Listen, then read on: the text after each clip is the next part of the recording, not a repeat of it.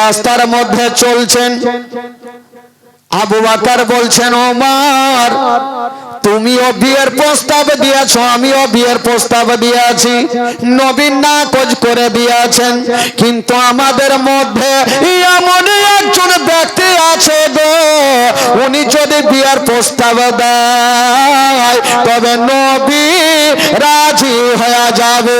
বললো সেটাকে, সেটা হলো শেরে খোদা আলী। জোরে বলুন। আলী যদি বিয়ের প্রস্তাব দেয় তবে নবী রাজি হয়ে যাবে। উমারে ফারুক বলছেন, আবু বকর এটা কেমন কথা বলছো? আমাদের টাকা আছে, পয়সা আছে, গাড়ি আছে, বাড়ি আছে, সব কিছু আছে, যদি নবী আমাদের সঙ্গে রাজি না হয়, আলী হলো একজন নবীর বাড়ির চাকর, নবীর বাড়ির গোলাম, ওই গোলামের সঙ্গে আমার নবী রাজি হবে কি করে?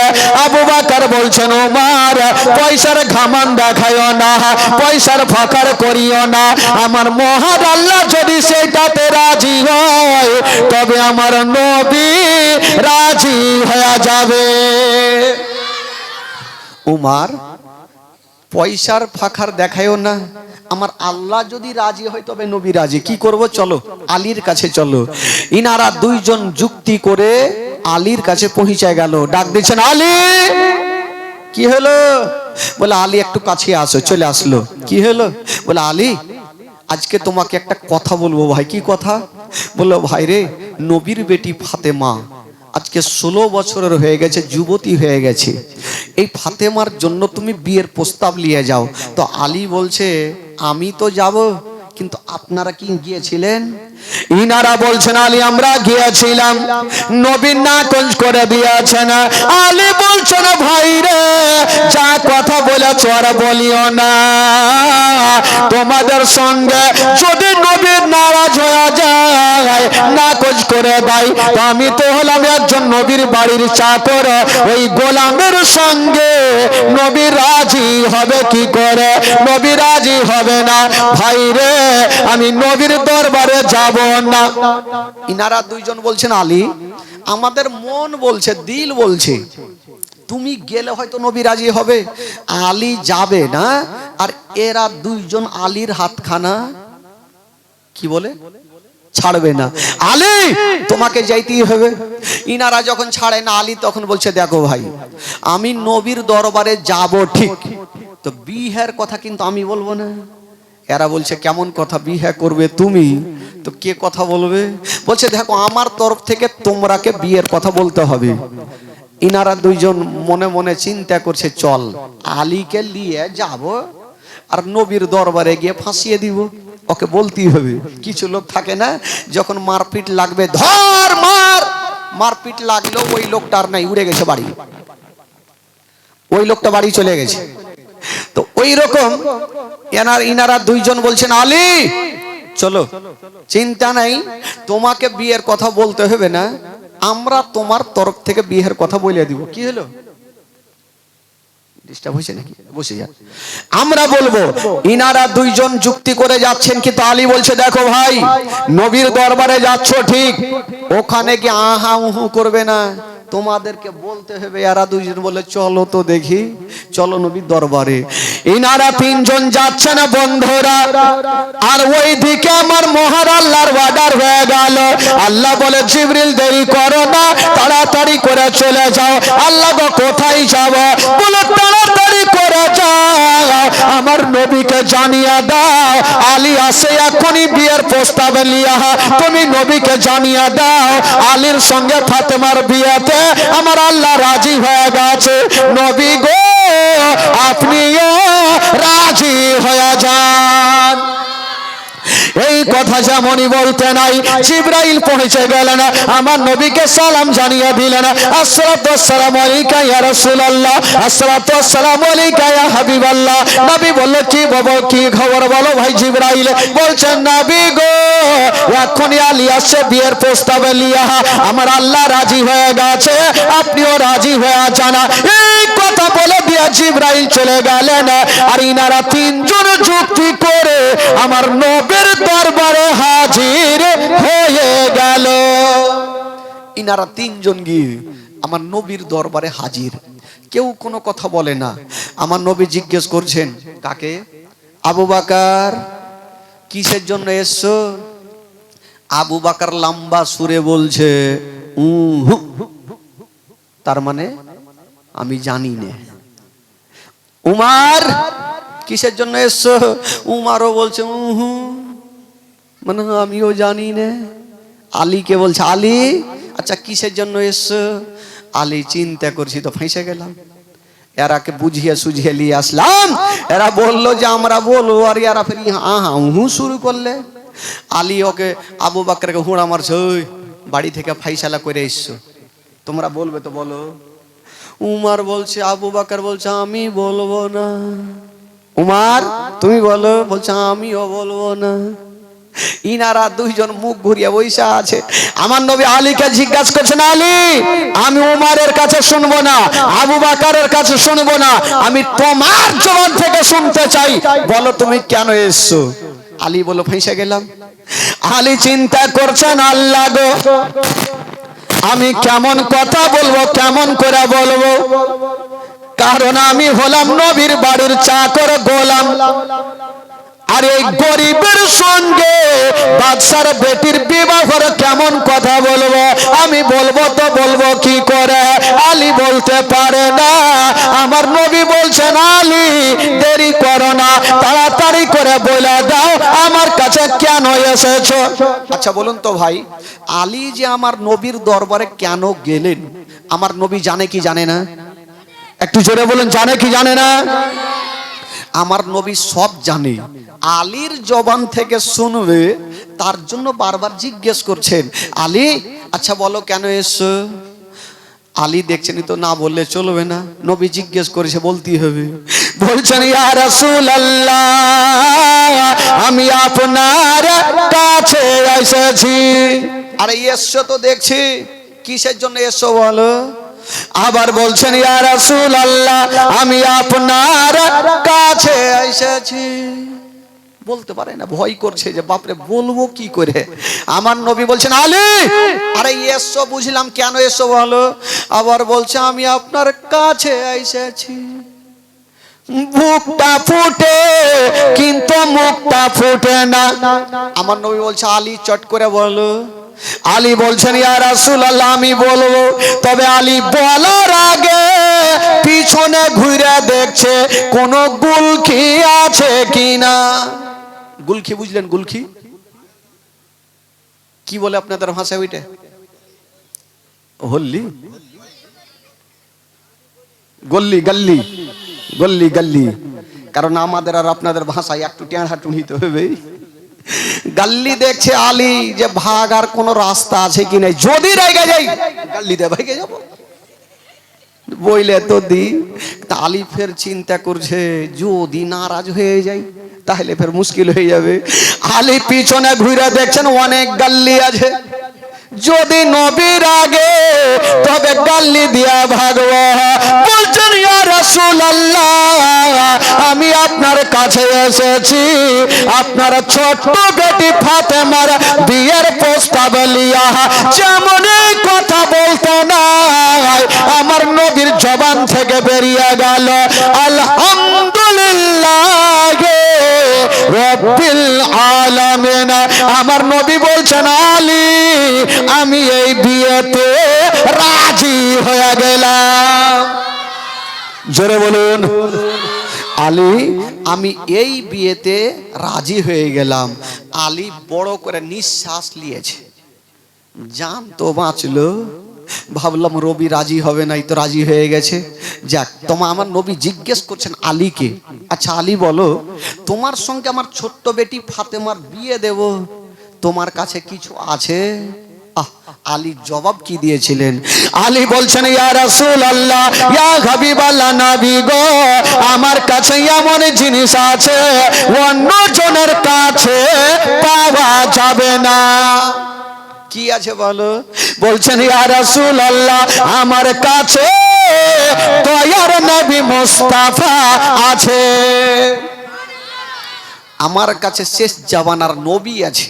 আমার নবী বলছে আলী আমি তো আছি, আর কিছু আছে বলে নবী গো, যে নবীকে পেয়ে গেল তার জন্য জান্নাত জাহান্নামের দরকার পড়বে না।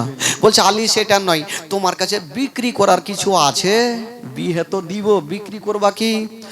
আলী বলছেন ইয়া রাসূলুল্লাহ, আমার কাছে বিক্রি করার মতো কিছুই নাই, তবে নবী গো আমার কাছে একটা লোহার জেরা লোহার পোশাক আছে, যেই পোশাকটা পরে আমি যুদ্ধের ময়দানে যুদ্ধ করি। আমার নবী বলছেন আলী যাও তুমি ওই পোশাকটা বিক্রি করে তাড়াতাড়ি করে কিছু টাকা নিয়ে চলে আসো।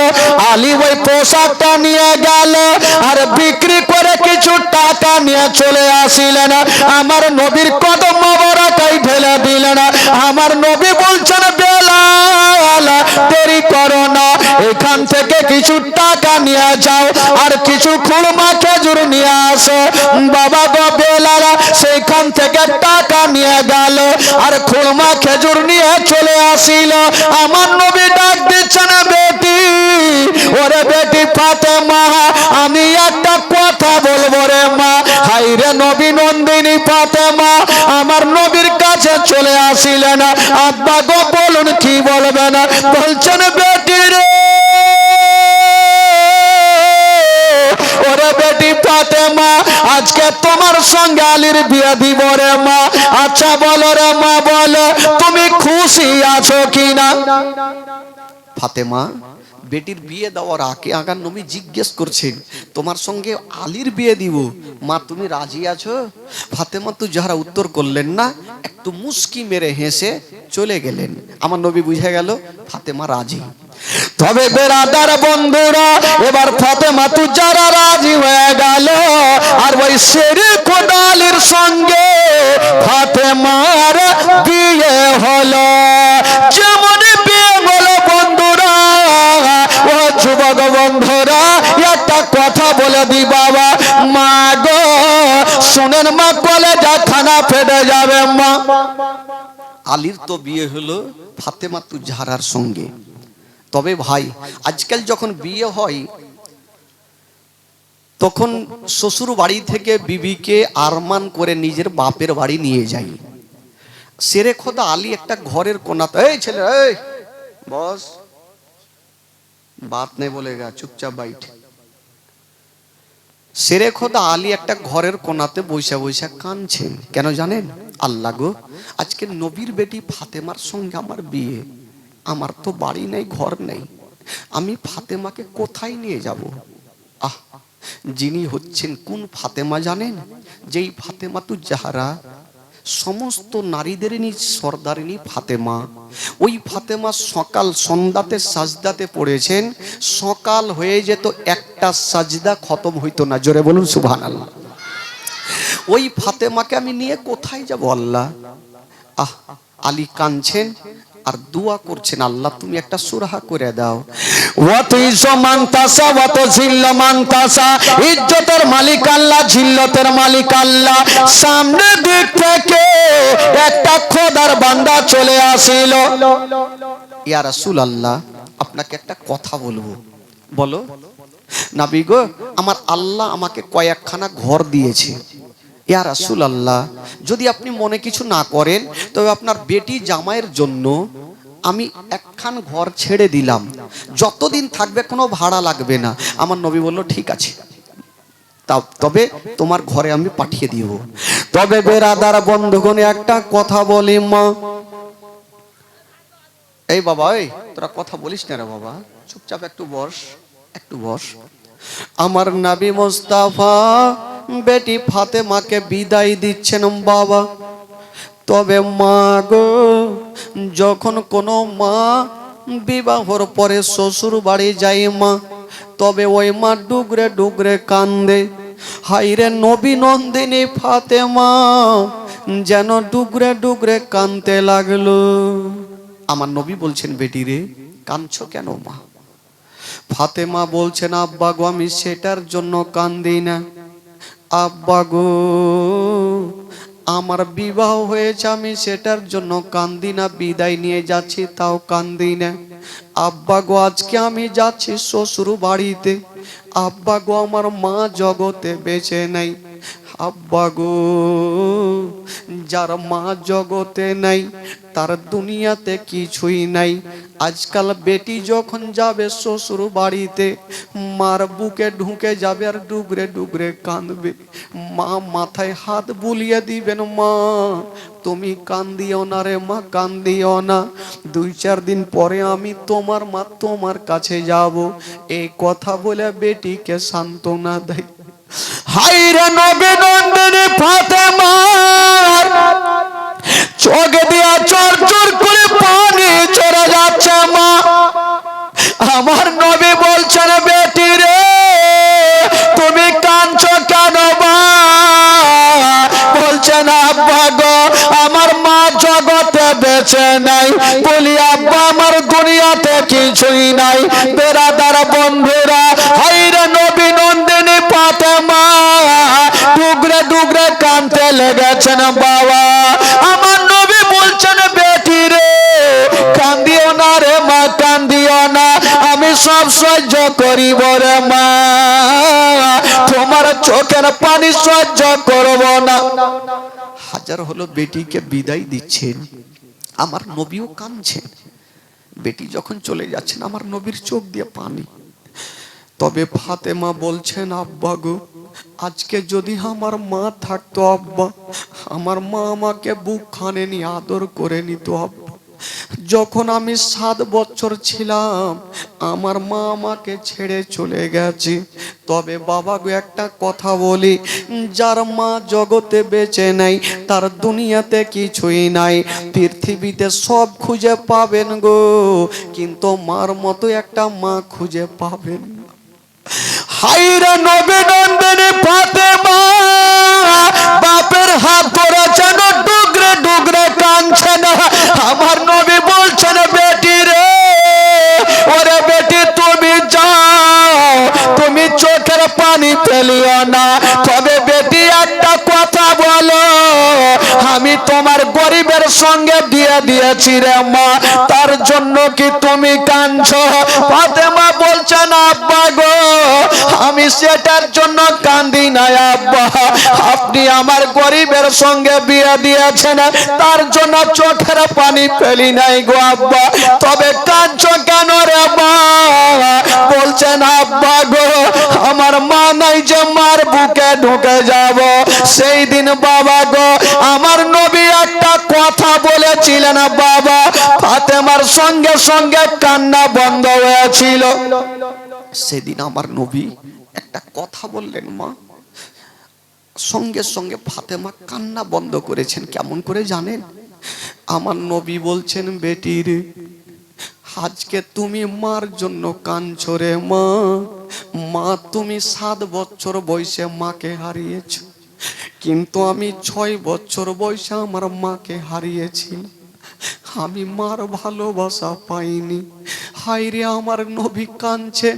হায়রে নবী নন্দিনী ফাতেমা বাপের চোখের পানি মুছে দিচ্ছেন। আব্বা গো আব্বা আপনি কাঁদবেন না, আমি আর কাঁদবো না, কথা দিলাম আব্বা কাঁদবো না।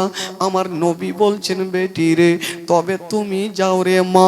হায়রে নবী নন্দিনী ফাতেমা সেইখান থেকে একটা বাড়িতে পৌঁছে গেছেন বাবা। যেমনই যেতে নাই মা আমার নবী ফাতেমাকে 5টা মিনিট না দেখলে থাকতে পারে না।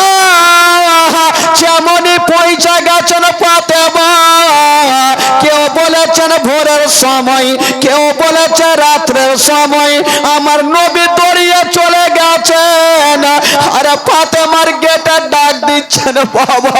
যেমনই ডাক দিয়েছেন বলছেন বেটি রে তাড়াতাড়ি করে দরজা খুলো রে মা। ফাতেমা ভাবছেন আল্লাহ এটা তো আমার মায়ের গলা, বাবার গলা লাগে, আমার আব্বা কি চলে আসিল? হায়রে নবী নন্দিনী ফাতেমা ভাবছেন আল্লাহ গো আমার আব্বা আমাকে 5টা মিনিট না দেখলে থাকতে পারে না। দৌড় দিয়ে গিয়া যেমনই দরজা খুলেছেন মা আমার নবীর ওপরে নজর পড়ে গেল। যেমন নজর পড়েছে বাগো, আমার নবীর চোখ দিয়া যেন ঝরঝর করে পানি ঝরছে। ফাতেমা বলছেন আব্বা গো, আব্বা গো, আমি তো কালকে আসলাম আব্বা, আপনি আমাকে বিদায় দিলেন, হঠাৎ করে আপনি কেন চলে আসলেন আব্বা? আব্বা আমি জানি আপনি আমাকে এতটা ভালোবাসেন, আমাকে 5টা মিনিট না দেখলে থাকতে পারেন না। আমার নবী কাঁদতে কাঁদতে বলছেন মা, ওরে বেটি ফাতেমা, একটা কথা বলো রে মা, আমাকে একটু ঘরের মধ্যে নিয়ে চলো। নবী নন্দিনী ফাতেমা বাপের হাতখানা ধরে ঘরের মধ্যে নিয়ে চলে গেছেন। আমার নবী বলছেন বেটি রে, তাড়াতাড়ি করো রে মা, 1 লোটা পানি এনে আমাকে দাও। ফাতেমা ঘরে গেল, 1 লোটা পানি এনে আমার নবীকে দিল। ওই পানি খানা নিয়া আমার নবী একটা দম করে দিয়া বলছেন বেটি রে, একটু কাছে চলে আসো রে মা। নবী নন্দিনী ফাতেমা বাপের কাছে চলে আসছেন।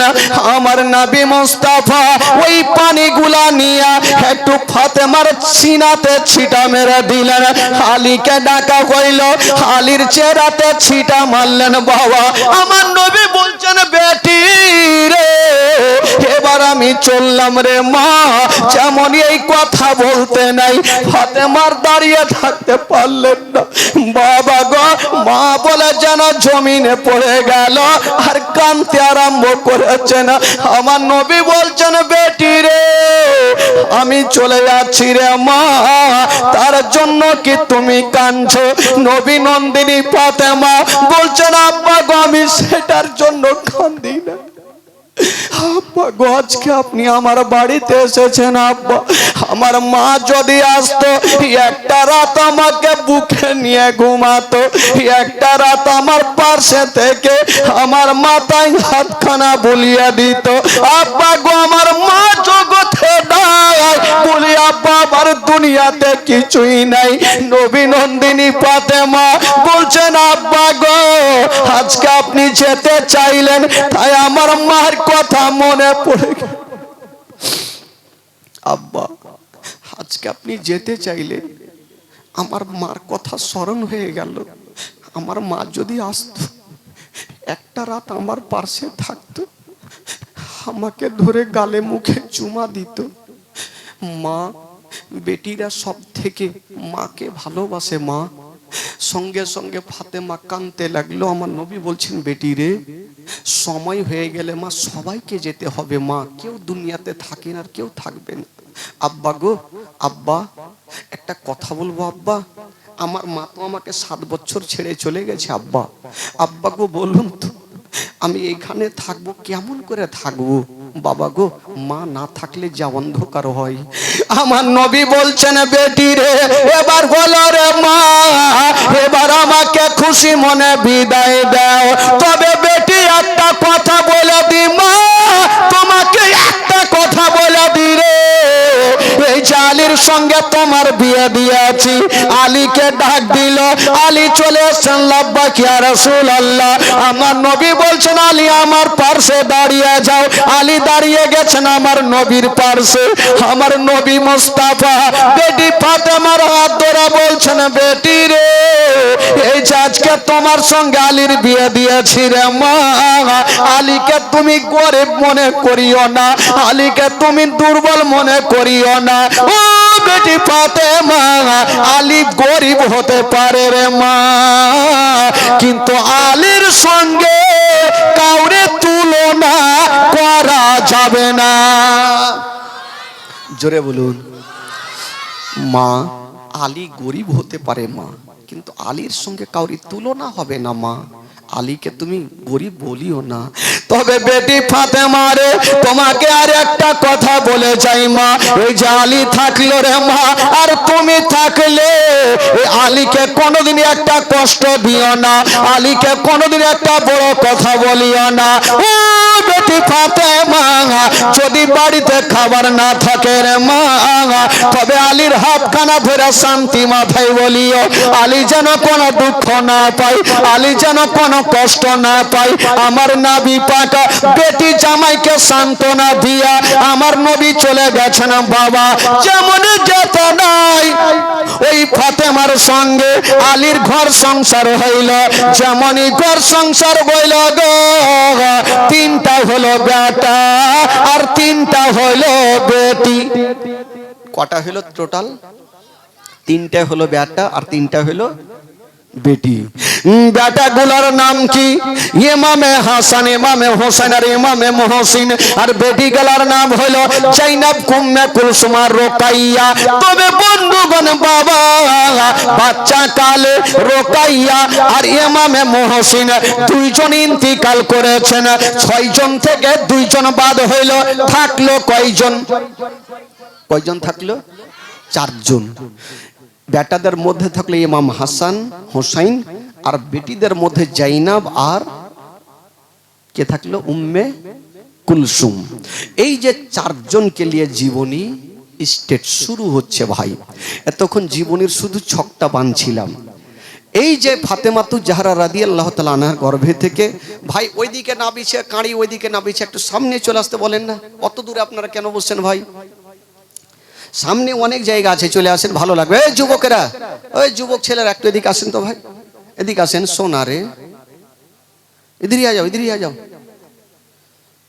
হ্যাঁ, এরাকে দেখেন তো, মা বোনেরা কত সুন্দরভাবে বসেছে, একদম বিড়ে বানহার মতন বসেছে। এরা জানে যে বিড়ে বানহা গজল পাবো, তো চিন্তা নেই খালা। আমার কাছে এমন কোন গজল নেই মালদা ডিস্ট্রিক্টের যে নেই। গজল শোনাবো, তবে এক জীবনী শুনলেন। একবার মোহাব্বতে গোটা মাজমা একটু হাত তুলে বলুন তো সুবহানাল্লাহ। কিছু ভাই চাচারা আমার চাদরের হাত ভিতরে ঘুরে আছে, কেনে ঠান্ডা লেগেছে? ঠান্ডা ভাবিয়েন না চাচা, 3 দিন 5 দিন তো থাকবেন। গোটা মাজমা হাত তুলে বলুন ইয়া রাসূলুল্লাহ, ইয়া হাবিবাল্লাহ। মাশাআল্লাহ, একটু টাটকা হয়ে থাকেন যে হ্যাঁ আমরা আছি এই জায়গায়। আর চাঁদপুরের মাটিতে জীবনী চলছে, মারুয়াবাদীতে নাকি? মারুয়াবাদী কোন পাড়া? শেখ পাড়া। তবে বন্ধুগণ একটু টাটকা হয়ে থাকেন, দেখি আপনাদের মনটা চাঙ্গা আছে কি নাই। একটু চলুন মদিনা থেকে ঘুরে আসি। আচ্ছা, এখানে যারা বসে আছেন, যারা মদিনা যাবেন একটু হাত তুলে দেখান তো, যারা মদিনা যাবেন। আগে মাকে কিছু লোক হাত তুলছে না, তার মানে টাকা নেই। টাকা লাগবে না ভাই, টাকা লাগবে না, লাগবে দিল। যার দিল আছে তার মদিনা আছে, যার দিল নাই তার মদিনাও নেই। টাকার জন্য যেতে পারি না, তো চলো শেখ পাড়া থেকে ঘুরে আসি মদিনা। চলুন দেখি, আমার সঙ্গে গোটা মাজমা চলেন। আমার ভালো লাগে না, আমি যাব মদিনা। পড়ুন, আমার ভালো লাগে না।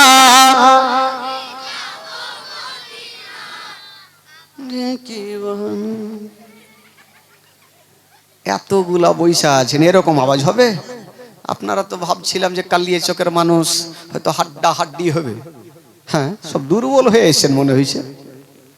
বাড়ি থেকে খেয়ে এসেছেন আমি ভালো করেই জানি, খাওয়া দাওয়া করেই তো বসেছেন। কেউ চুপ করে থাকবেন। পড়াতে যদি গুনাহ হয় আমাকে দিবেন, আর নেকি যদি হয়তো আপনারা ভাগ চুপ করে বেটে নিয়েন।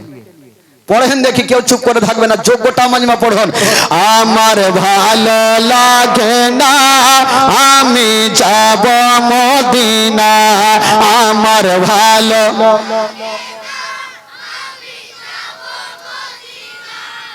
একটু হয়েছে। তবে বাচ্চাগুলা বলছে, চাচ্চাগুলো বলে না। পিছনে আমার চাচ্চা একটা বলে না, এই বাচ্চারা তোমরা বলবা না বাবা, দেখি চাচ্চাটি আছে কি নেই। না ওরা উড়ে গেছে, দেখছি চাচ্চা, একটু পরিচয় দেন তো দেখি। আপনারা বলেন আমার ভালো লাগে না।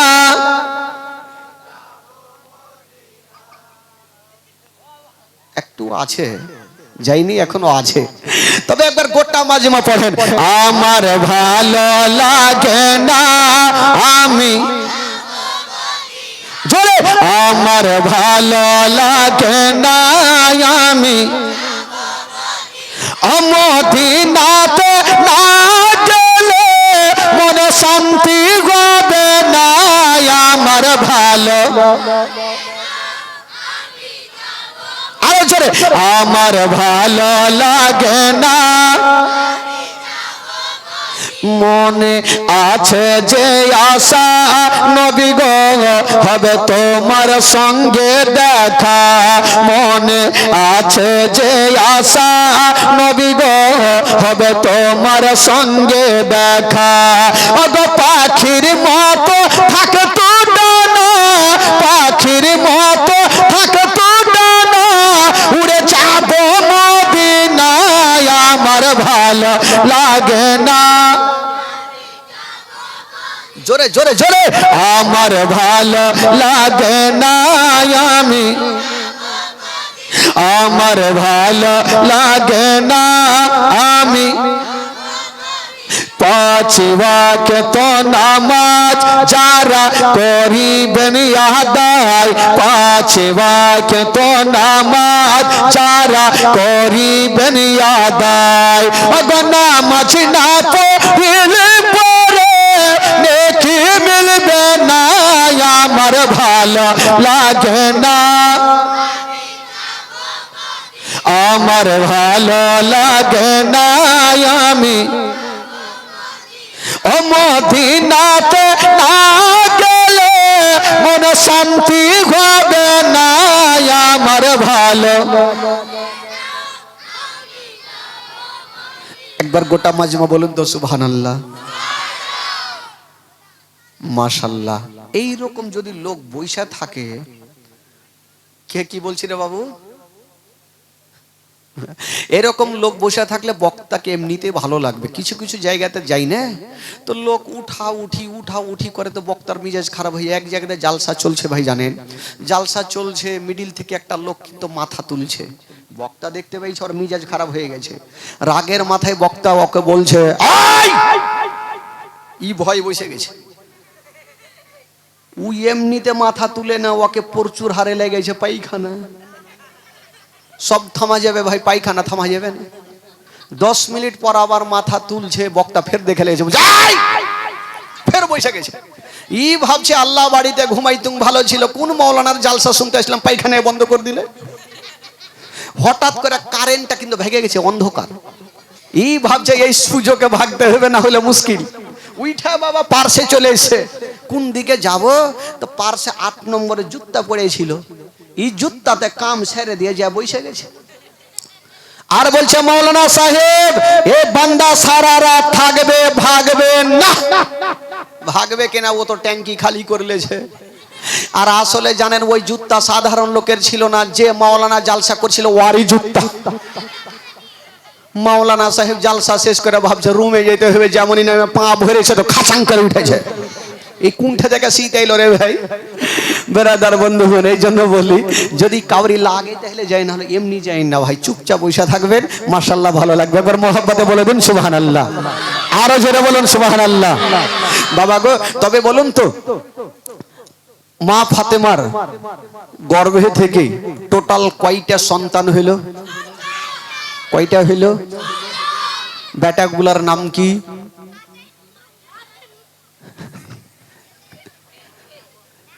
আচ্ছা বলছে তো, বাচ্চাগুলা পারুক না পারুক উত্তর তো দিচ্ছে, কোন কোন জায়গাতে এরকম উত্তর পাওয়া যাবে না, মাওলানা সাহেব বইলা বৈশা আছে গোসলের ফরজ কয়টি, কেউ পারে না, কেউ পারে না, মাওলানা সাহেবও ভাবছে কোন গ্রামে আসলাম কেউ পারে না, পিছন থেকে একটা বাচ্চা উঠা বলছে হুজুর 3টি, তো মাওলানা সাহেব ভাবলো যে বইলেছে, তো বলছে কি রে বাবা, বলছে গামছা, সাবুন আর লুঙ্গি,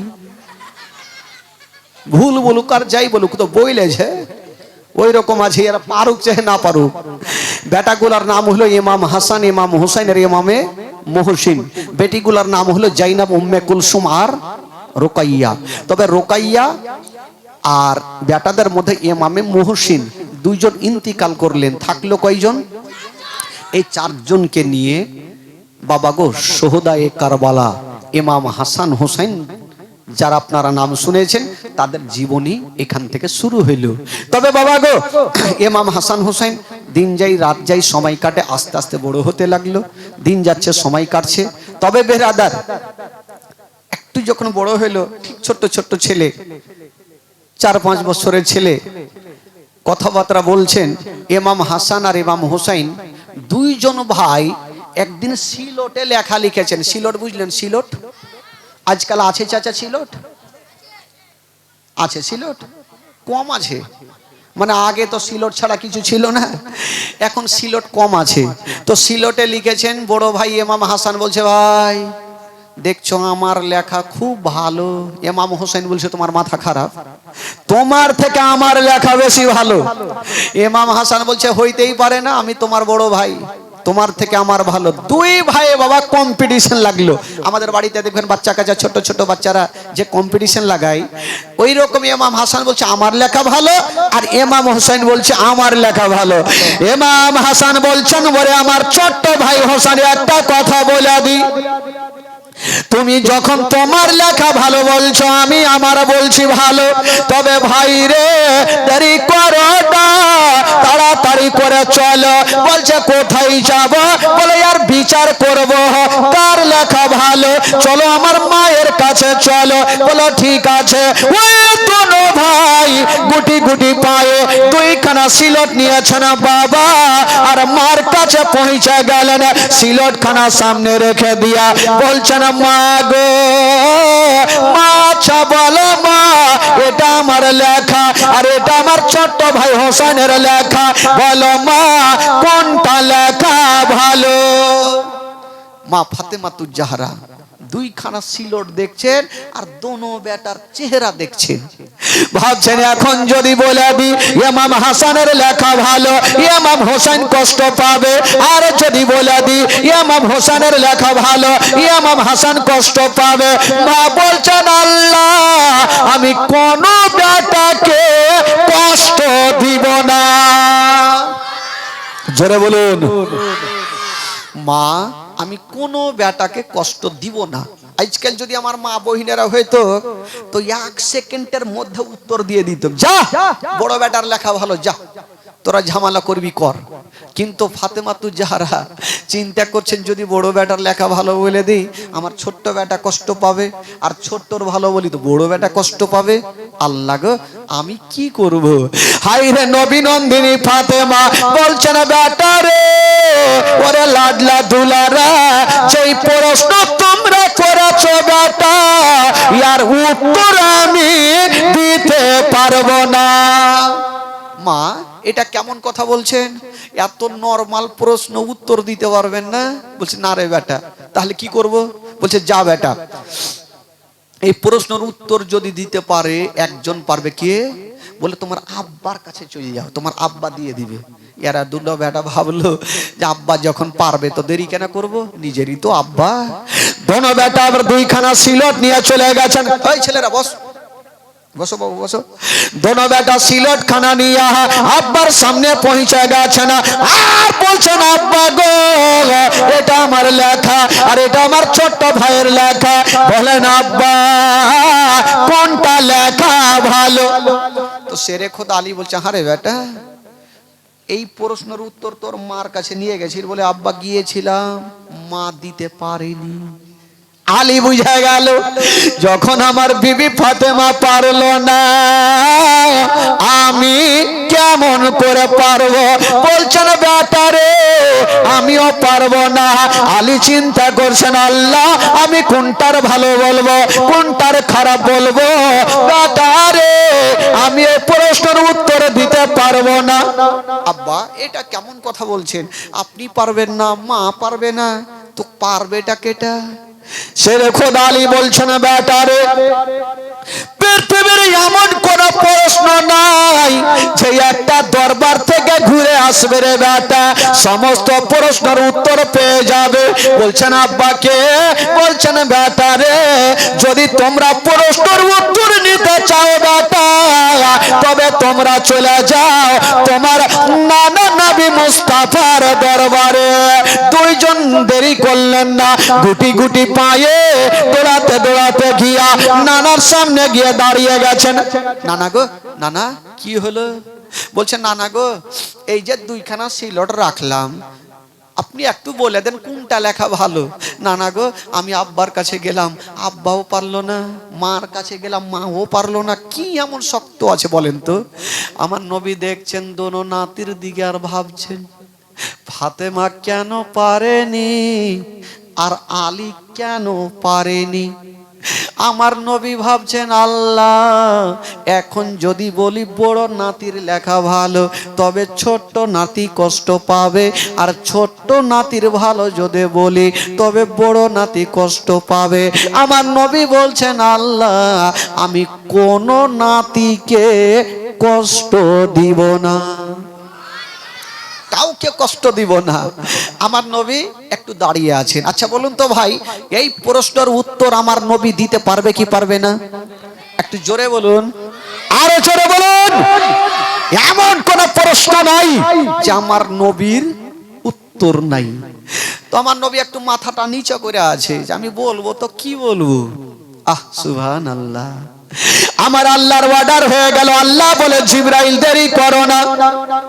আল্লাহ গো কি করব? বলছে তাড়াতাড়ি 3টা গুলি নিয়ে চলে যাও। কয়টা গুলি? 3টা গুলি নিয়ে যাও, আমার নবীর হাতে দিয়ে দিও, আর বলিও ইয়া রাসূলুল্লাহ 2খানা সিলট নিচে রাখবে আর 3টা গুলি উপরে উড়িয়ে দিবে। যার সিলটে 2টা পড়বে তার লেখা ভালো, আর যার সিলটে 1টা পড়বে তার লেখা ভালো নাই। বাবা গো, জিবরিল আমিন ফেরেশতা সা করে হাজির হয়ে গেল। আমার নবীকে সালাম জানিয়ে দিলেন, আসসালাতু ওয়াসসালামু আলাইকা ইয়া রাসূলুল্লাহ, আসসালাতু ওয়াসসালামু আলাইকা ইয়া হাবিবাল্লাহ। নবী বলেন, ভাই জিবরাইল বলো কি খবর? বলছেন নবী গো, আপনি আর দেরি করবেন না, এই যে 3টা গুলি আপনি নিয়ে নিন আর দোনো নাতিকে বলে দেন 3টা গুলি উপরে চালাবো। যার সিলটে 2টা পড়বে তার লেখা ভালো, আর যার সিলটে 1টা পড়বে তার লেখা ভালো নাই। এই বলে দিয়ে জিবরাইল বাবা চলে গেলেন। আর আমার নবী মুস্তাফা দোনো নাতিকে কাছে ডাকলেন। ওরে আমার নাতিরা চলে আসো, তোমাদের উত্তর চলে এসছে। চলে আসলো। নানা গো কি উত্তর একটু বলেন। বলছে ওরে আমার নাতিরা, এই যে দেখো আমার হাতে কয়টা গুলি আছে? বলে নানা 3টে। বলে নাতি তোমাদের সিলট কয়খান আছে? বলছে 2খান। তো নাতি আপনি চিন্তা করো, তোমরা চিন্তা করো, এই যে 2-3টা গুলি আমি ওপরে চালাবো, যার সিলটে 2টা পড়বে তার লেখা ভালো, যার সিলটে 1টা পড়বে তার লেখা ভালো নেই। ইমাম হাসান বলছে চিন্তা নাই, আমার সিলটে 2টা পড়বে। ইমাম হোসেন বলছে মাথা খারাপ, গুলি জিন্দেগিতে ওই দিকে যাবে না, আমার কাছে আসবে। এরা 2জন দেখছে। আমার নবী বলছে ওরে আমার নাতির এবার রেডি হয়ে যাও, 3টা গুলি ওপরে চালাচ্ছি। কয়টা গুলি চালাচ্ছেন? 3টা গুলি ওপরে চালিয়ে দিয়েছেন বাবা, যেমন চালিয়েছেন মা ওই 3টা গুলি। ইমাম হাসান বলছে গুলি রে তোকে ওপরে থাকতে হবে না, আমার সিলটে 2টা চলে আয়। ইমাম হাসান বলছে আমার সিলটে আয়। ইমাম হোসেন ওইদিকে বলছে খবরদার যাবি না, আমার সিলটে 2টাই। গুলিও বাবা চিন্তা করছে করবো তো করবো কি। বাবা গো দেরি করলেন না, যেমন 3টা গুলি চালিয়েছেন বাবা, 1টা গুলি ইমাম হাসানের সিলটে পড়ে গেছে, আর 1টা গুলি ইমাম হোসেনের সিলটে পড়ে গেছে। আচ্ছা বলুন তো বাবা, কটা গুলি চালিয়েছিল? পড়েছে কয়টা, থাকলো কয়টা? ওই গুলিটা কোনঠে গেল? ওই গুলিটা বাবা ওপরে বান বান করে ঘুরতে আছে, কোন দিকে পড়ে না। ইমাম হাসান বলছে গুলি রে তোকে ঘুরতে হইবে না, আমার কাছে আয়। ইমাম হোসেন বলছে খবরদার ওই দিকে যাবি না, এদিকে আয়। ই গুলি বাবা চিন্তা করছে এখন যদি ইমাম হোসেনের সিলটে যাই ইমাম হাসান কষ্ট পাবে, আর ইমাম হাসানের সিলটে যাই তাহলে ইমাম হোসেন কষ্ট পাবে। কি করব? ওই গুলি ঘুরছে, ইমাম হাসান ডাকছে নিজের সিলটে, ইমাম হোসেন ডাকছে ও নিজের সিলটে। কবি লিখেছেন বাবা, ও কম্পিটিশন চলছে দেখো হাতের লেখা লেখি, আরে কাহার হাতের লেখা ভালো মা বলো না দেখি, মা বলো না দেখি। দেখি তারিখে তার ঘোষণা, তারিখে তার ঘোষণা, দুইজনে সমান ধীরে ধীরে চলেন নবী ঈদগাহের ময়দান, ধীরে ধীরে চলেন নবী ঈদগাহের ময়দান। জোরে বলুন সুবহানাল্লাহ, আরো জোরে। ও পিতাই আমার শেরে খুদা, মাতা জান্নাত রানী, নানা আমার কমলিওয়ালা মক্কি ও মাদানি, মক্কি ও মাদানি, মক্কি ও মাদানি। লুটিতে পারে নিশান, লুটিতে পারে নিশান এ জিদ মারওয়ান, ধীরে ধীরে চলেন নবী ঈদগাহের ময়দান, ধীরে ধীরে চলেন নবী ঈদগাহের ময়দান। দুই কাঁধেতে চেপে আছেন আমার হাসান হোসেন, ধীরে ধীরে চলেন নবী ঈদগাহের ময়দান। জোরে বলুন সুবহানাল্লাহ। একটা গুলি কোথায় ছিল ভাই? একটু জোরে বলুন। উপরে। ইমাম হাসান বলছে আমার দিকে আই, আর ইমাম হোসেন বলছে আমার দিকে যা। বিচার কি হবে? আমার নবী দেখছেন গুলির দিকে, বন্ধুরা ওই গুলি কোন দিকে যাই না, ইমাম হাসান সিলেটে যাই না, ইমাম হোসেনের সিলেটে যাই না, ওই গুলি ঘুরতেছিল। আমার আল্লাহর অর্ডার হয়ে গেল। আল্লাহ বলে জিবরাইল দেরি করো না, তাড়াতাড়ি করে চলে যাও। আল্লাহ গো কোথায় যাব? বলো তাড়াতাড়ি করে যাও। আর যেই গুলিটা উপরে ঘুরতেছে ওই গুলিটাকে তুমি দুই খণ্ড করে দাও। বাবা গো জিবরিল আমিন সাথ করে হাজির হয়ে গেল। যেই গুলিটা উপরে ঘুরতেছিল বাবা দুই খণ্ড করে দিয়েছেন। বাবা গো অর্ধেকটা ইমাম হাসানের সিলটে পড়ে গেছে, অর্ধেকটা ইমাম হোসেনের সিলটে পড়ে গেছে। আমার নবী পাক ডাক দিয়ে বলছেন, ওরে আমার নাতিরা তোমরা ভালো করে দেখে নাও, তোমাদের দুইজনারই লেখা একই সমান। জোরে বলুন। তোমাদের দুইজনারই লেখা একই সমান। সুবহানাল্লাহ। কেমন আমার নবী বিচার করেছেন বাবা, শুধু এটা নয়। তবে বন্ধুগণ ভাই একটা কথা, ফাতেমাতু জাহরা ইমাম হাসান হোসেনের জীবনী আপনারা তো বহুবার শুনেছেন নাকি? কয়বার শুনেছেন মোটামুটি?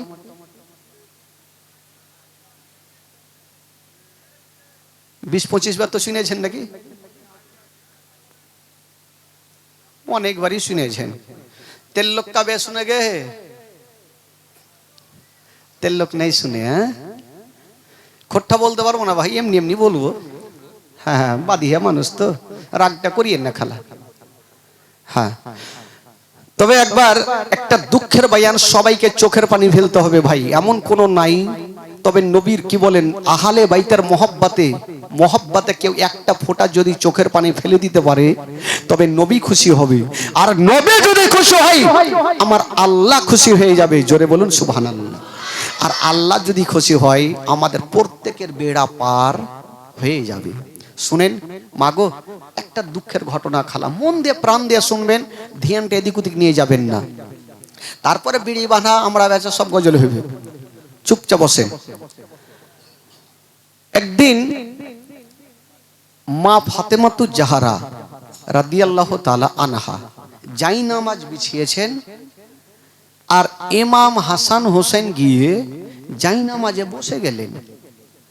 ফাতেমাতু জাহরা বলছেন, বেটা রে, ও বেটা, এটা জাই নামাজ বিছালাম খেলার জন্য না, বসার জন্য না। দোনো ছেলে বলছেন, মা গো আমি জানি এটা খেলার জন্য না। কিসের জন্য? বলছেন বেটা কিসের জন্য বলো। তখন দোনো ছেলে মাকে উত্তর দিচ্ছেন, মা এই জাই নামাজ বিছালেন একটাই কারণ, সেটা হচ্ছে আল্লাহর ইবাদত করার জন্য। জোরে বলুন, আরো জোরে বলুন। আল্লাহর ইবাদত করার জন্য মা। আরে বেটা, তোরা যখন জানিস যে ইবাদত করার জন্য, তবে বসলি কেন রে বেটা?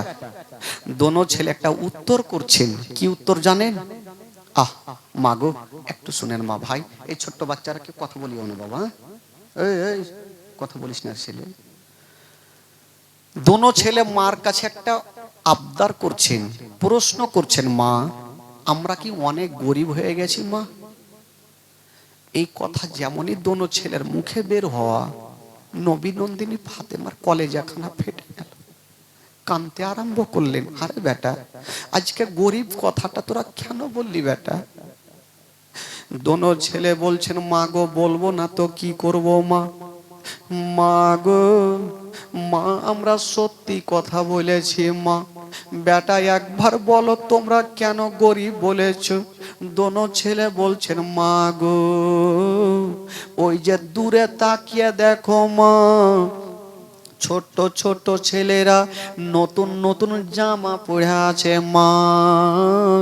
তার মানে মা কালকে হলো ঈদের নামাজ মা, অন্য অন্য ছেলেরা নতুন পোশাক পরেছে মা, আমরা কি নতুন পোশাক পাবো না? যেমন এই কথা বলা, হাইরে নবী নন্দিনী ফাতেমার চোখ দিয়ে যেন পানি থামলো না। দোনো বেটাকে বুকখানে ভরে দিয়া গালে মুখে চুমা খাচ্ছেন বাবা। আর বলছেন, বেটা রে তোমরা এই ধরনের প্রশ্ন করেছো বেটা, তবে আমার কাছে উত্তর লিয়ে লাও বেটা। যখন তোমরা পোশাক চেয়েছো বেটা, যাও রে বেটা যাও, কালকে ঈদের নামাজের আগে আগে তোমাদের নতুন পোশাক তৈরি হবে বেটা। দোনো ছেলে বলছেন, মা এটা কেমন কথা বলছেন? ঈদ কালকে মা, আর কোন এমন দর্জি আছে, টেলার আছে, হঠাৎ করে এরকম পোশাক সিলিয়ে দেবে মা? ফাতেমা বলছেন, বেটারে তোমরা চিন্তা করো না, আমি কথা দিলাম বেটা, কালকে যেখান থেকে হোক না কেন তোমাদের পোশাক দিয়ে দিব বেটা। দোনো ছেলে বলছেন, মা গো তুমি সত্যি কথা বলো মা, তুমি পোশাক দিবে কি দিবে না? বলেছিলেন বেটা রে আমি তোমার মা কোনদিন মিথ্যা কথা বলি নাই রে বেটা, আমি কথা দিলাম রে লাডলা, কালকে ঈদের নামাজের আগে আগে তোমাদের নতুন পোশাক তৈরি হবে বেটা। দোনো ছেলে ভাবছেন, মা তো কোনোদিন মিথ্যা কথা বলেনি, আজকে হয়তো মিথ্যা বলবে না। দোনো ছেলে মাকে বিশ্বাস করে চলে গেছেন। আর মা ফাতেমা তো যাহারা সন্ধ্যার টাইমে সিজদাতে পড়ে গেছেন, আল্লাহর দরবারে কাঁদছেন, আল্লাহ আল্লাহ গো কালকে ঈদের নামাজ, আমার দোনো বেটা নতুন পোশাক কি পাবে না? ভাইরে ফাতেমা কাঁদছে, চোখ দিয়া পানি। মা গো, মা শুনেন ঘটনা, এই ঘটনা যখন বইয়ে পড়েছিলাম মা চোখের পানি ধরে রাখতে পারিনি। হাইরে নবী নন্দিনী ফাতেমা, কি হয়েছে ভাই? কে চিৎকার করছে কেন? আচ্ছা বাইরে আছে, ওদিকে কান দিয়েন না, একটু চুপচাপ বসেন। হাইরে নবী নন্দিনী ফাতেমা বলছেন বেটার, বলছেন আল্লাহ গো, আল্লাহ গো আমার দোনো বেটার কাছে আমি ওয়াদা করেছি আল্লাহ, আমার দোনো বেটার জন্য নতুন পোশাক দিয়ে দিব। হাইরে ফাতেমা আল্লাহর দরবারে দুইখানা হাত তুলেছেন বাবা, তবে ফাতেমার দোয়া আল্লাহর দরবারে কবুল হয়ে গেল।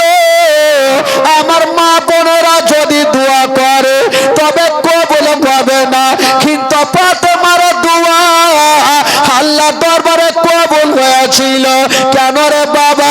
যেই ফাতেমা বাবা গো সন্ধ্যার টাইমে সিজদাতে পড়তে না সকাল হয়ে যেত, একটা সাজদা খতম হতো না। সকাল হয়ে যেত, একটা সাজদা খতম হইতো না। আজকা ফাতেমা ডুগরে ডুগরে কাঁদছেন, আল্লাহ তুমি আমার দোনো লালের জন্য একটু পোশাকের ব্যবস্থা করে দাও আল্লাহ। যদি পোশাক না পাই, সকাল বেলাতে আমার দোনো বেটা এসে আমাকে বলবে, মা মা পোশাক কোথায়? আমি উত্তর কি দিব? যেমনই ফাতেমা দোয়া করেছেন বাবা, আল্লাহর দরবারে দোয়া কবুল হয়ে গেল। আল্লাহ বলছেন জিবরাইল দেরি করো না, তাড়াতাড়ি করে জঙ্কি বলে জান্নাতে চলে যাও। আল্লাহ গো কেন? বলে জান্নাতে যাও আর দুটা সাদা রঙের পোশাক লিয়ে লাও আর আমার হাবিবের বেটি ফাতেমার হাতে দিয়া দাও। আইরে জিবরিল আমিন ফেরেশতা জান্নাতে চলে গেছেন বাবা, আর জান্নাতে গিয়া দুটা সাদা রঙের পোশাক নিয়া একটা পুটলি তৈরি করেছেন বাবা। আর ফাতেমার গেটে এসে ডাক দিচ্ছেন, ও ফাতেমা তুমি দরজা খুলো। ফাতেমা তো জাহরা সিজদাতে মাথা দিয়েছিলেন বাবা, ডান দিকে সালাম ফিরাইয়া বাম দিকে সালাম ফিরাইয়া যেমনই দরজা খুলেছেন বাবা, দরজা খোলার আগে জিজ্ঞেস করছেন কে আছো গো, কে বাইরে থেকে ডাক দিচ্ছ বলো। বলছেন ফাতেমা দরজা খোলো। তবে জিবরিল আমিন ফেরেশতা নিজের নামখানা বললেন না, নিজের পরিচয় বললেন না। জিবরাইল বলছেন ফাতেমা তুমি দরজা খোলো, আমি হলাম ইমাম হাসান হোসাইনের দরজি। জোরে বলুন, আরো জোরে বলুন। আমি হলাম ইমাম হাসান হোসেনের দর্জি। ফাতেমা ভাবছেন আল্লাহ এই দর্জিকে তো আমি ডাকিনি, ই আসলো কোথায় থেকে? একবার যাই দেখি। যেমনই গিয়েছেন বাবা, দেখছেন মা একজন লম্বা লোক পুটলি নিয়ে দাঁড়িয়ে আছে। ফাতেমা চিনহে না, ওই পুটলি খানা দিলেন ফাতেমাকে। পুটলি খানা নিয়ে ঘরে চলে গেছেন, দরজা লাগিয়ে দিয়েছেন। যেমনই দরজা লাগিয়েছেন মা, ফাতেমা বলছেন আল্লাহ গো একবার পুটলি খুলে দেখি। যেমনই পুটলি খানা খুলেছেন বাবা, ওই পুটলির মধ্যে কোনো খাবার ছিল না। ওই পুটলির মধ্যে দুটা জান্নাতে সাদা রঙের পোশাক ছিল। দুটা জান্নাতি সাদা রঙের পোশাক। ফাতেমা দেখেছেন কতটা খুশি হবে। আহারে আমার দোনো বেটাকে তো আমি সাদা পোশাক গুলা তো দিতে পারবো। ফাতেমা তো জাহরা যাই নামাজ এবার কি বললেন, 2 রাকাত শুকরানা নামাজ আদায় করলেন। আল্লাহ গো তুমি ছাড়া কেউ নাই আল্লাহ। এবার ওই দুটা পোশাক একটু ধ্যান দেন ভাই, দুটা পোশাক রেখে দিয়েছেন একটা চেয়ারের ওপরে। আর ফাতেমা ভাবছেন সকালবেলাতে দোনো বেটাকে পড়াবো। পড়ানোর আগে আমার নবী চলে আসলো। আরে বেটি বেটি ফাতেমা আচ্ছা বলো তোমার ছেলেদের জন্য পোশাক তুমি বানিয়েছো মা? ফাতেমা বলছেন আব্বা গো বানাবো কেমন করে? আব্বা দেখেন পোশাক তৈরি হয়ে আছে।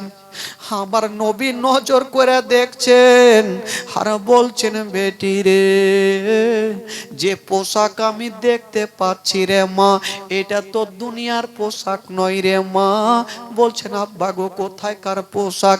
বলছেন বেটি রে এ দুটা পোশাক হইল জান্নাতি পোশাক। হারে বেটি ফাতেমা তোমাকে পোশাকটা কে দিয়ে গেছে তাকে তুমি চিনহো? আব্বা গো আমি তো তাকে চিনি না, আর কোনো কথাও জিজ্ঞেস করিনি। আমার নবী বলছেন বেটি রে তুমি না চিনতে পারো রে মা, কিন্তু আমি তোমার আব্বা যেই লোকটা পোশাক দিয়ে গেছে তাকে ভালো করে চিনি। ওরে বেটি ফাতেমা আমি যেমন সমস্ত নবীদের সরদার, যেই লোকটা তোমাকে পোশাক দিয়ে গেছে মা ওই লোকটা হলো সমস্ত ফারিস্তাদের সরদার। আমি যেমন সমস্ত নবীদের কমান্ডার, যেই লোকটা তোমাকে পোশাক দিয়ে গেছে মা ওই লোকটা হলো সমস্ত ফারিস্তাদের কমান্ডার। ওই লোকটার নাম হলো জিবরিল আমিন। এই কথা যেমন বলতে নাই মা গো হাইরে নবী নন্দিনী ফাতেমা বলছেন আব্বা গো আমি অতটা বুঝি না আব্বা, আমার আল্লাহর কাছে আমি দোয়া করেছিলাম, আমার আল্লাহ দোয়া কবুল করে নিয়ে দেরি করিয়েন না, আমার দোনো বেটাকে ডাকেন আর দুটা সাদা রঙের পোশাক পরিয়ে দেন। আমার নবী বলছেন, বেটি রে ঠিক আছে, তুমি চিন্তা করো না মা, একটু ধ্যান দেন ভাই। আমার নবী ডাক দিচ্ছেন, দোনো নাতিকে ডাকবেন। আর ওই মুহূর্তে আমার আল্লাহ বলছেন, জিবরাইল যাও, আমার নবীকে বলে দাও পোশাক পরাবার আগে দোনো নাতিকে জিজ্ঞেস করুক তারা কোনটা রং নেবে। যদি তারা রং আলাদা নেই, কারণ দুটা পোশাক নিয়েছিল, কোন রং ছিল ভাই? সাদা। যদি তার নাতিরা বলে যে আমি অন্য রং নিব, আমার নবীকে বলবে এক চুল্লু পানি ছিটা মারবে, আমি আল্লাহ সে রংটাকে পরিবর্তন করব। বাবা গো, আমার নবীর কানে কানে জিবরাইল এসে বলে চলে গেলেন। আমার নবী ডাক দিয়েছেন বড় নাতিকে, ওরে আমার নাতি আমার কাছে চলে আসো। বড় নাতি ইমাম হাসান কত খুশি খুশি নানার কাছে হাজির। আজকে নানার হাতে সুন্দর নতুন পোশাক পরব। মা গো শুনেন মা, ইমাম হাসানকে আমার নবী জিজ্ঞেস করছেন, না নাতি আমার বলো, তুমি দেখছো সাদা রং, আচ্ছা তোমার বলো তুমি কোন রংটা পছন্দ করো। ইমাম হাসান একটু চোখটাকে বন্ধ করে নিয়ে একবার ওপরের দিকে চোখটা খুলে নিচে নজর করে বলছে, না গো, আমি একটা রং সব চাইতে বেশি ভালোবাসি। কোনটা রং? বলছে না গো, আমি কালো নেব না, হলুদ নেব না, লাল নেব না, ঘিয়া রং নেব না, না গো, আমি সব চাইতে সবুজ রংটা পছন্দ করি। আমার নবী এক চুল্লু পানি ছিটা মারলেন বাবা, ওই সাদা ধকধকে সাদাটা সবুজ হয়ে গেল। বাবা ইমাম হাসানের গায়ে পড়িয়ে দিয়েছেন। ডাক দিচ্ছেন ছোট্ট নাতি হোসাইনকে, হো নাতি আমার চলে আসো। ইমাম হোসাইন খুশি খুশি চলে আসেন, আমার নানার হাতে পোশাক পরবো। আমার নবী বলছেন, বলো আমার নাতি তুমি কোনটা রং পছন্দ করো। ছোট্ট নাতি ইমাম হোসেন বলছেন, না গো, আমি কালো নেব না, সবুজ নেব না, হলুদ নেব না, সাদা নেব না, না গো, আমি সব চাইতে লাল রংটা পছন্দ করি। আমার নবী পানি ছিটা মারলেন, ওই সাদা জামাখানা লাল হয়ে গেল। ইমাম হোসেনকে পরিয়ে দিয়েছেন। ইমাম হোসেন লাল জামা পরে একদিকে আছে, ইমাম হাসান সবুজ জামা পরে একদিকে আছে। কিন্তু বেরাদার, কোন বাপ এমন নাই ঈদের দিনে বেটাকে পোশাক পরাবার টাইমে কোনো বাপের চোখের পানি পড়বে না, সেই জন্য পড়বে না। ঈদের দিন মানে আমাদের খুশির দিন, বেটাকে পোশাক পরাবে।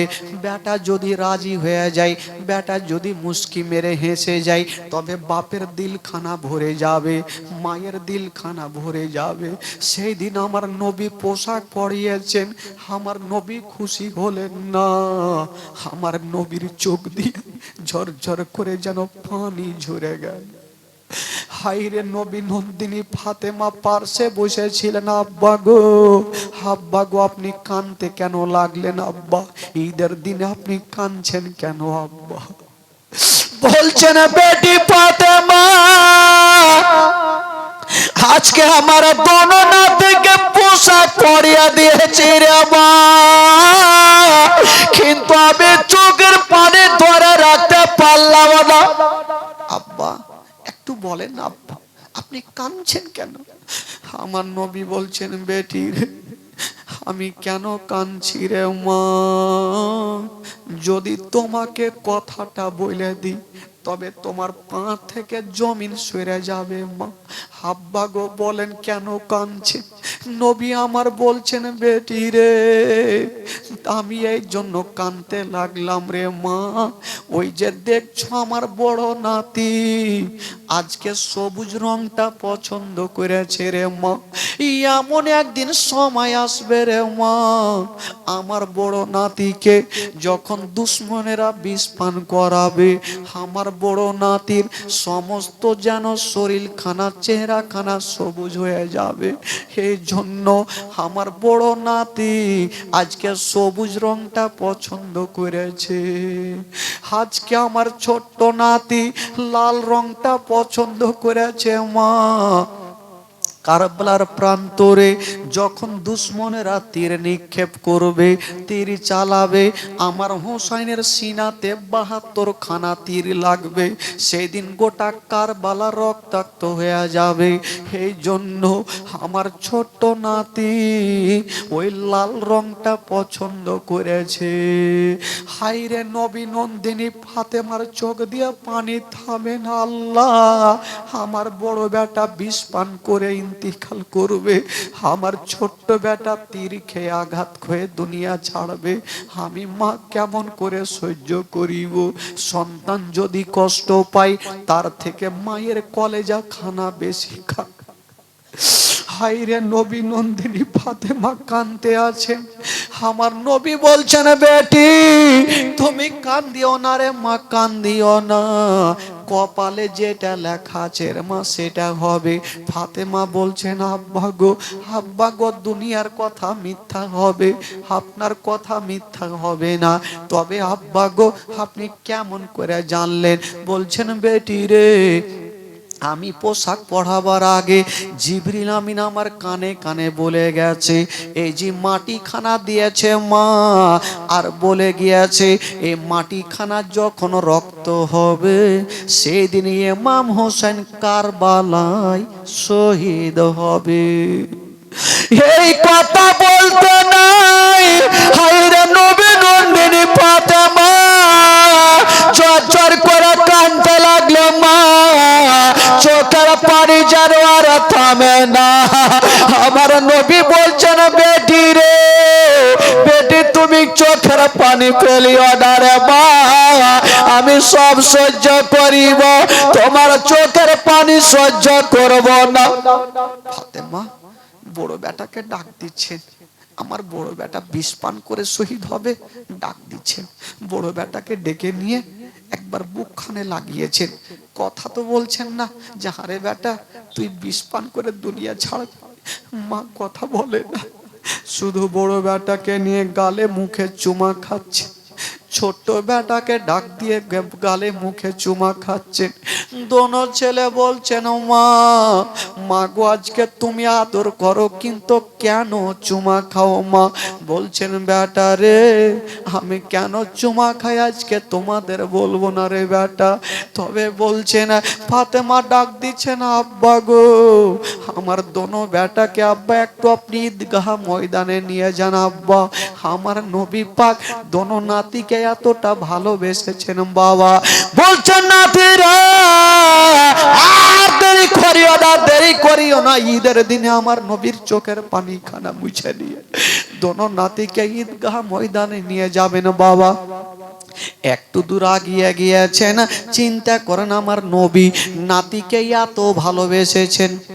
আজকাল দেখবেন নানারা সব থেকে বেশি নাতিকে ভালোবাসে। একবার জোরে বলুন তো সুবহানাল্লাহ, আরো জোরে বলুন সুবহানাল্লাহ। গোটা মাজমা দুই হাত তুলে বলুন তো ইয়া রাসূলুল্লাহ। পিছনে হাত তুলছে না বাবা, চাচা দেরি করিয়েন না, জোরে বলুন ইয়া রাসূলুল্লাহ, বলুন ইয়া হাবিবাল্লাহ। আচ্ছা আপনাদের ঘুম লাগছে নাকি ভাই? হ্যাঁ শেষ করে দেব। যারা শুনবেন না হাত তুলেন তো। মাশাআল্লাহ, যারা শুনবেন মনে করছেন একটু হাত তুলে দেখান তো। যারা শুনবেন মনে করছেন, সবাই তো হাত তুলছে দেখছি। বেরাদরান ইসলাম বন্ধুগণ, আমার নবী দোনো নাতিকে ঈদগাহ ময়দানে নিয়ে যাচ্ছেন। তবে ইমাম হোসেন জিজ্ঞেস করছেন, না না আপনি তো আমাকে ঈদগাহ ময়দানে নিয়ে যাবেন না? না গো ওই যে অন্য অন্য ছেলেরা উঠে চেপে যাইছে না না। ওই ওই বস কোনে যাবি রে? উঠতে কেমন কহিস তো রে, ভাষা কত সুন্দর। তাড়াতাড়ি আস বাবু। ইমাম হোসেন জিজ্ঞাসা করছেন, না না, বলে কি হলো? বলছে, না না গো অন্য অন্য ছেলেরা ওই যে দেখেন উঠে চেপে যাচ্ছে না না। না না আমাদের উট কই? আমার নবী বলছে উট। বলছে, নাতি চিন্তা করতে হবে না, আমার নবী একটু বুড়ো হয়ে বসে গেছেন বাবা। আর বলছেন, নাতিরা তোমরা দেরি করো না, আমার পিঠের উপরে তোমরা চেপে যাও। জোরে বলো। কতটা নাতিকে ভালোবেসেছেন। আজকাল নানা নাতিতে মোহব্বত সবারই থাকে, থাকে না ভাই? বাড়িতে সবারই থাকে, কিন্তু নানা না মানলে নাতি মানে। নানা নাতি জালসা শুনতে গেছে জানেন, তবে নানা নাতি জালসা শুনতে বসে আছে, সামনে মাওলানা সাহেব বক্তব্য দিচ্ছেন।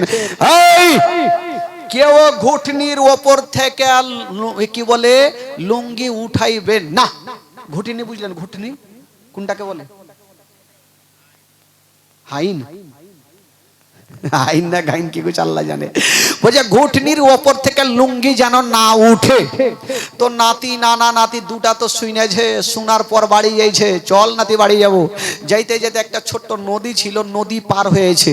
তো নাতি তাকিয়ে দেখছে যে নানার লুঙ্গি কিচ্ছু ভিজায় না, শুক্ষা আছে, আর নাতির লুঙ্গি গোটটা ভিজে গেছে। তো নানা জিজ্ঞেস করছে নাতিকে, এই তোর লুঙ্গি কেন ভিজাবে? বলছে না না, মাওলানা সাহেব ওয়াজ করলে যে ঘুটনির ওপর থেকে লুঙ্গি না উঠে, পানি বেড়ে গেছে তাই ভিজে গেছে, উঠাইনি। তো নাতি জিজ্ঞেস করছে নানাকে, না না আপনার লুঙ্গি শুক্ষা কেনে? বুঝে ধুর পাগলা, যেমন যেমন পানি বেড়েছে লুঙ্গি মাথায় তুলেছে। বুঝে কেনা মাওলানা সাহেব ওয়াজ করলো মনে নেই? বলে ধুর পাগলা, জালসা শুনে চুল দাড়ি পাইকে গেল, যেটা শুনেছি ওইটা লুঙ্গি ঝেড়ে চলে এসছে।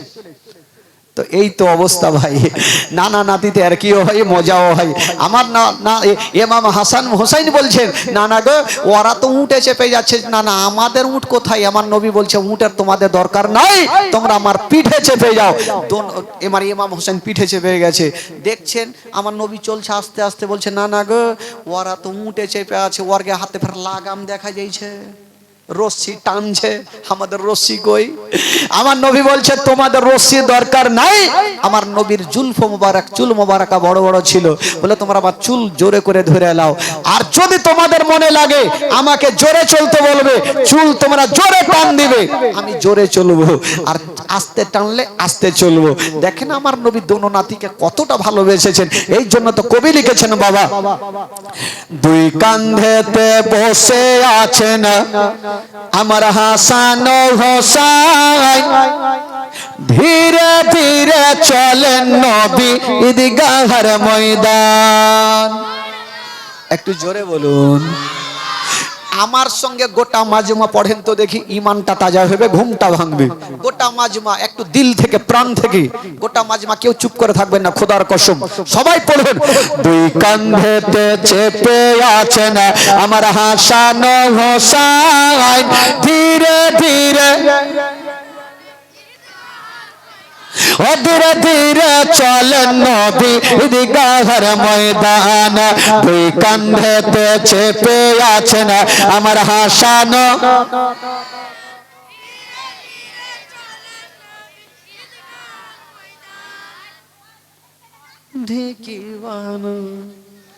এতগুলো চাচা বৈশা আছেন, চাচা গো আপনারা যদি এরকম 4 দিন বৈশা থাকেন তো বক্তার এমনি নিন চলে আসবে, কারণ আপনাদের চোখের দিকে দেখে ভয় লাগছে। কেউ জীবনী শুনছে তো চোখ বন্ধ করে শুনছে। কথা বলবেন না খালা।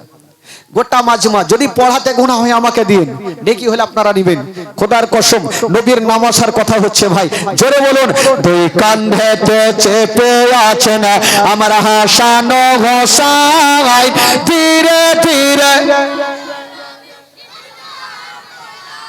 পিছনে এত হাড্ডা হাড্ডি যুবকেরা বৈশা আছে, আরে বাবা এরকম হয় না। আজকাল মা বোনদের গীত দেখেছেন, মা বোনদের গীত একটা মা জানে বাকি জানে না। একজন বলছে লাসা, বাকিটি বলছে কাঁসা, জানে না কিন্তু সুর তো দিছে। আপনারা ওইরকম না জানেন ভাই, সুর তো দিবেন একটু। গোটা মাজমাদের দুই কাঁধেতে বসে আছেন আমার হাসান হোসাইন, ধীরে ধীরে, আরো জোরে, ধীরে ধীরে চলেন নবী, দুই কাঁধেতে চেপে আছেন আমার হাসান হোসাইন, ধীরে ধীরে চলেন নবী, ও ধীরে ধীরে। কাল সকালে ঈদের নামাজ পড়বো মা জাননি, এখনো কি নতুন পোশাক কিনা মোদের হয়নি। কাল সকালে ঈদের নামাজ পড়বো মা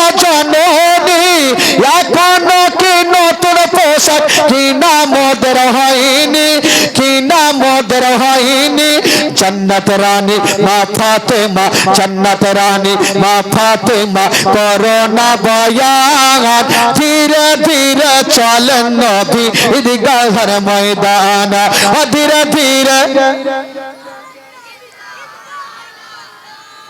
দুই কাঁধেতে চেপে আছেন আমার হাসান হোসাইন ধীরে ধীরে চলেন নবী ঈদগাহের ময়দান ধীরে ধীরে চলেন নবী ঈদগাহের ময়দান ও পিতা আমার শেরে খোদা মাতা জান্নাত রানী আরে নানা আমার কমলিওয়ালা মক্কি ও মাদানী পিতা আমার শেরে খোদা মাতা জান্নাত রানী নানা আমার কমলিওয়ালা মক্কি ও মাদানী মক্কি ও মাদানী লুটিতে পারে নিশান লুটিতে পারে নিশান জিদ মারওয়ার ধীরে ধীরে চলেন নবী ঈদগাহের ময়দান ধীরে ধীরে দুই কাঁধেতে চেপে আছেন আমার হাসান হোসাইন ধীরে ধীরে চলেন নবী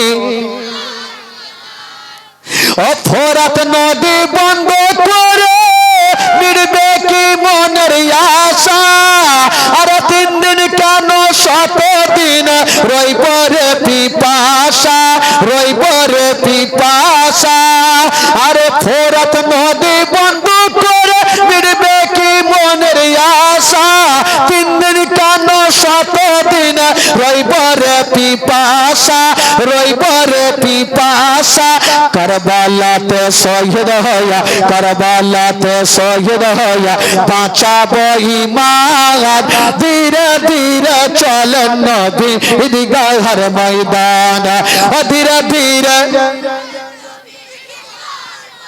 দুই কাঁধেতে চেপে আছেন আমার হাসান হোসাইন ধীরে ধীরে চলেন নবী ঈদগাহের ময়দান ধীরে ধীরে চলেন নবী মোহাব্বতে বলুন সুবহানাল্লাহ আর জোরে বলুন সুবহানাল্লাহ আচ্ছা বলুন তো জীবনীটা বলতে বলতে কোথায় থেকে ছাড়লাম ভাই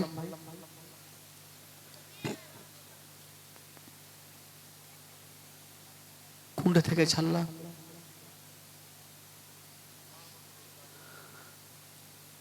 আগে মা আগে তেল লোক মন মে है गे তেল লোক বলে না কি বলে তাই লোক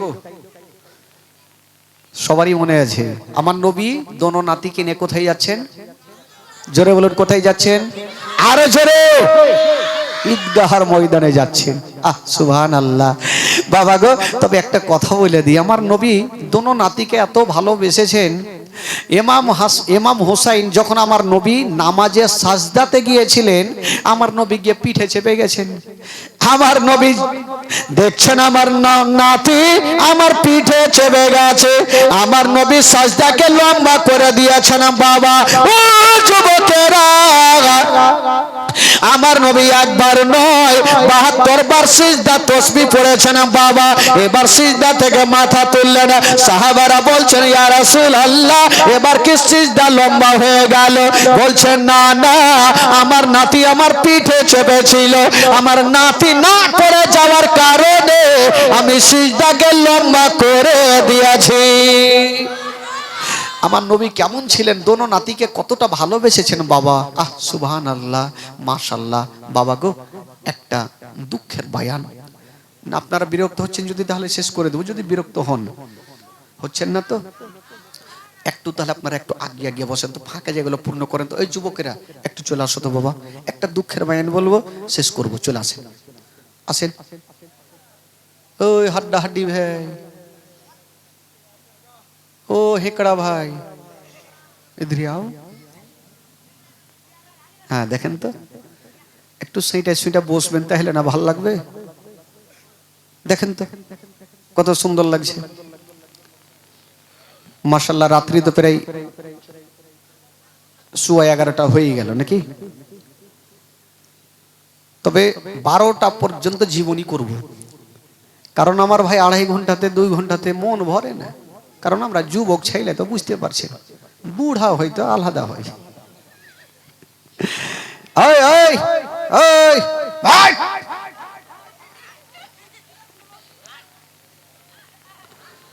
আলাদা হয়, কারণ আপনারা মোহব্বত ভালোবাসা দিয়ে এরকম বসে থাকবেন। 4 দিন ইনশাল্লাহ 3 ঘন্টা 2.5 ঘন্টা করে জীবনী হবে, মিনিমাম 2.5 ঘন্টা, 2.5 ঘন্টার নিচে না, মানে 2 ঘন্টা। অনেক বক্তা থাকে যে 2 ঘন্টা বলে দিল শেষ, আমি হবে না ভাই, 2.5 থেকে 3 ঘন্টা বলবো ইনশাল্লাহ। থাকলেও ভালো আর না থাকলেও ভালো, না থাকলে আর কি করবো, এমনি এমনি বইকে চলে যাবো। তবে আসুন একবার জোরে সোরে গোটা মাজমা দরুদ পাক পড়ুন, গোটা মাজমা পড়ুন। আল্লাহুম্মা সাল্লি আলা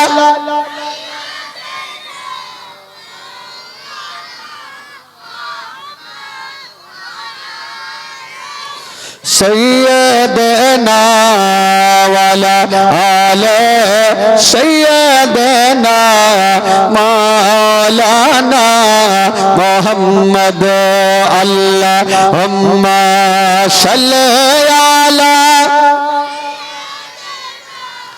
مولانا محمد وعلى آل سيدنا وعلى آل سيدنا مولانا محمد সাল্লাল্লাহু তাআলা আলাইহি ওয়াসাল্লাম। একবার গোটা মাজমা একটু নবীকে যারা সত্যিকারই ভালোবাসেন পরিচয় দিয়ে একটু হাত তুলে বলুন তো সুবহানাল্লাহ। জোরে বলুন ইয়া রাসূলুল্লাহ, বলুন ইয়া হাবিবাল্লাহ। মাশাআল্লাহ, একটু পাখনা তুলতে থাকবেন ভাই, আমার নবী আরো খুশি হবে। তবে আসুন একটু আপনাদের মনটা চাঙ্গা করে দিই। আমার নবী পাক সাহেবে লাউলাক দোনো নাতিকে নিয়ে ঈদগাহ ময়দানে গেলেন। তারপরের কি ঘটনা ঘটছেন, একটু মারাত্মক ঘটনা বলবো ভাই। তবে উর্দু আপনাদের ভাষাতে, কারণ আপনারা কতটা ভালোবাসেন, উর্দু কতটা বুঝেন। আপনারা মনে হয় বাংলা বুঝেন না নাকি? বাংলা তো ভালোই বুঝছেন, সবাই বুঝতে পারছেন, কিন্তু উর্দু বেশি বুঝবেন, যেহেতু আপনাদের ভাষাই হচ্ছে উর্দু ভাষা। দেখি আপনাদের ভাষায় একটু বলবো, আপনারা গোটা মাজমা আমার সঙ্গে বলেন তো দেখি। নূর ওয়ালা আয়া হে, নূর লেকার আয়া হে, নূর ওয়ালা আয়া হে, নূর লেকার सारे आलम में ये देखो कैसा नूर छाया है। अस्सलातु अस्सलामु अलैका या रसूल अल्लाह, अस्सलातु गोटा मजमा। नूर वाला आया गे, नूर लेकर आया गे, नूर वाला आया गे, नूर लेकर। मैं ये देखो कैसा नूर छाया है। अस्सलातु अस्सलामु अलैका या रसूल अल्लाह, अस्सलातु अस्सलामु अलैका या हबीब अल्लाह, अस्सलातु अस्सलामु अलैका या रसूल अल्लाह।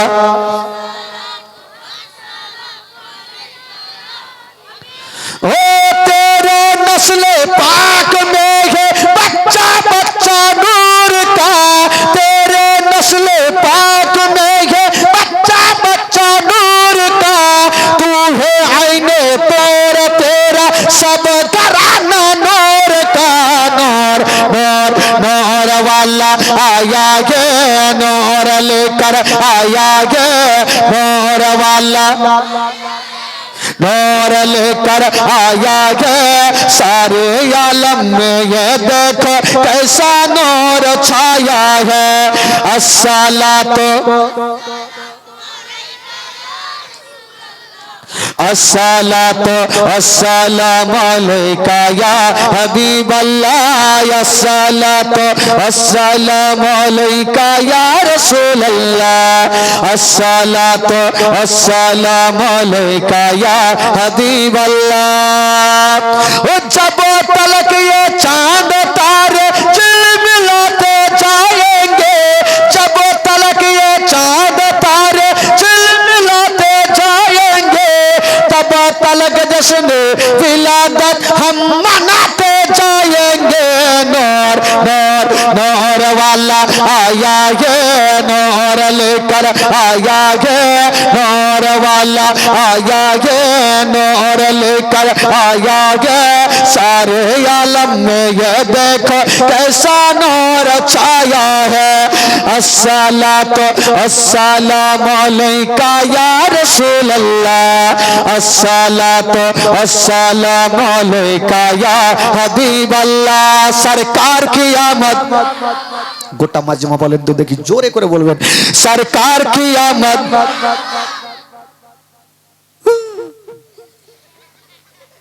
এরকম হবে আরো নবী খুশি হবে দুই হাত তুলে দেখাবেন সরকার কি আমদ যারা নবীকে ভালোবাসে তারা হাত তুলবে আর যারা আবু জেহেলকে ভালোবাসে এইভাবে শুইতে যাবে দেখি কাকে ভালোবাসেন গোটা মাজমা সরকার কি আমদ এইভাবে তুলিয়েন না কারণ নাকে মুখে লাগবে নিজে নিজে মায়ের পিঠ হবে গোটা মাজমা তোলেন সরকার কি আমদ দিলদার কি আমদ যারা মোচা বলে যারা ঝমকে বলে আউয়াল কি আমদ আখির কি আমদ জাগির কি আমদ বাতিন কি আমদ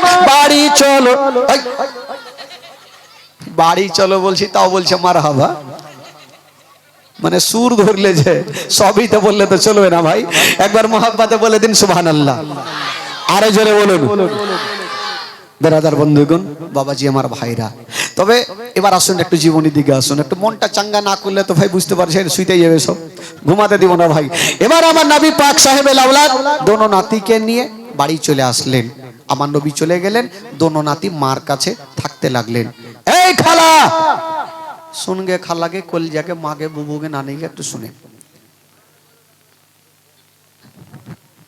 कोई जे खालार घे गजल जे कुंटा छाल्ला जाने कुंटा गजल और घे एक गेरा में बीड़ी चले है चले नहीं दी के मनो है बीड़ी बने है गे आगे माँ आगे बीड़ी कालिए चौकर माटी ते सब जगह ते चले ওই যে পাটুয়া টলি গেলাম ওরা বলছে বিড়ি বাঁধি আমরাও আহ সুবহানাল্লাহ মা বোন গো তোমরা বিড়ি যতই বাঁধো না স্বামীর সেবা না করিলে জান্নাত পাবে না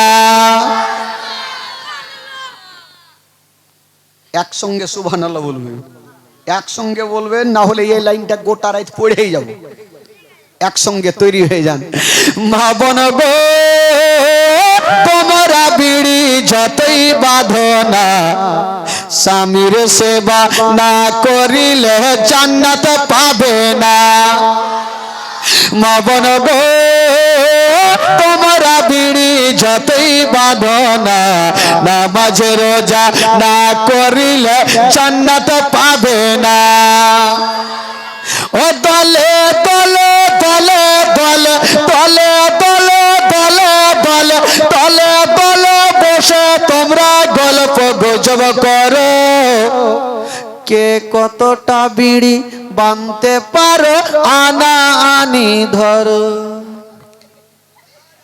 আজকাল দু চারটা গোল হয়ে বসে গেল তেরা কাত্তাটি বাঁধা হুয়া ওগুলা গল্প অর্ঘের মধ্যে ভালো গল্প নাই যে তুই এক পারা পড়েছি তো আমি দু পারা পড়বো ওইগুলা গল্প নাই বিড়ি বাঁধা লিয়ে কম্পিটিশন ও দলে দলে দলে দলে দলে দলে বসে তোমরা গল্প গুজব করো কে কতটা বিড়ি বাঁধতে পারো আনা আনি ধরো আনা আনি ধরো আরে আনা আনি ধরো না বিড়িতে কোরআন পড়ো বাড়িতে আল্লাহ তোমায় করবে গোপার নইলে তোমরা ডুবে যাবে নইলে তোমরা ডুবে যাবে দোজখের মাঝার মা বোন গো তোমরা রান্না যতই করো না স্বামীর সেবা না করিলে জান্নাত পাবে না মা বোন গো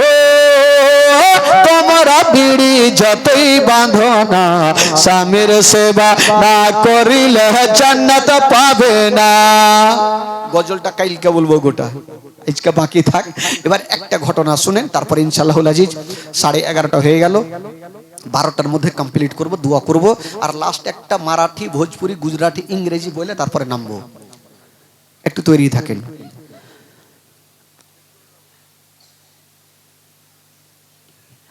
দোনো ছেলে ফাতেমাতুজ জাহরা রাদিয়াল্লাহু তাআলা আনহার কাছে আছেন, আস্তে আস্তে করে বড় হচ্ছেন। তবে একটা কথা, শেরে খোদা আলী রাদিয়াল্লাহু তাআলা আনহু ফাতেমাতুজ জাহরাকে এতটা ভালোবেসেছেন, কোনদিন একটা বড় কথা বলতেন না। জোরে বলুন সুবহানাল্লাহ। এত বিবিকে ভালোবেসেছেন শেরে খোদা আলী, আর ফাতেমাও এত ভালোবেসেছেন নিজের স্বামীকে।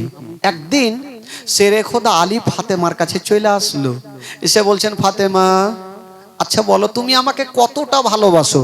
তো ফাতেমাতুজ জাহরা বলছেন, স্বামী গো আপনাকে এত এত ভালোবাসি যেটা উচ্চারণ করা যাবে না, প্রচুর ভালোবাসি।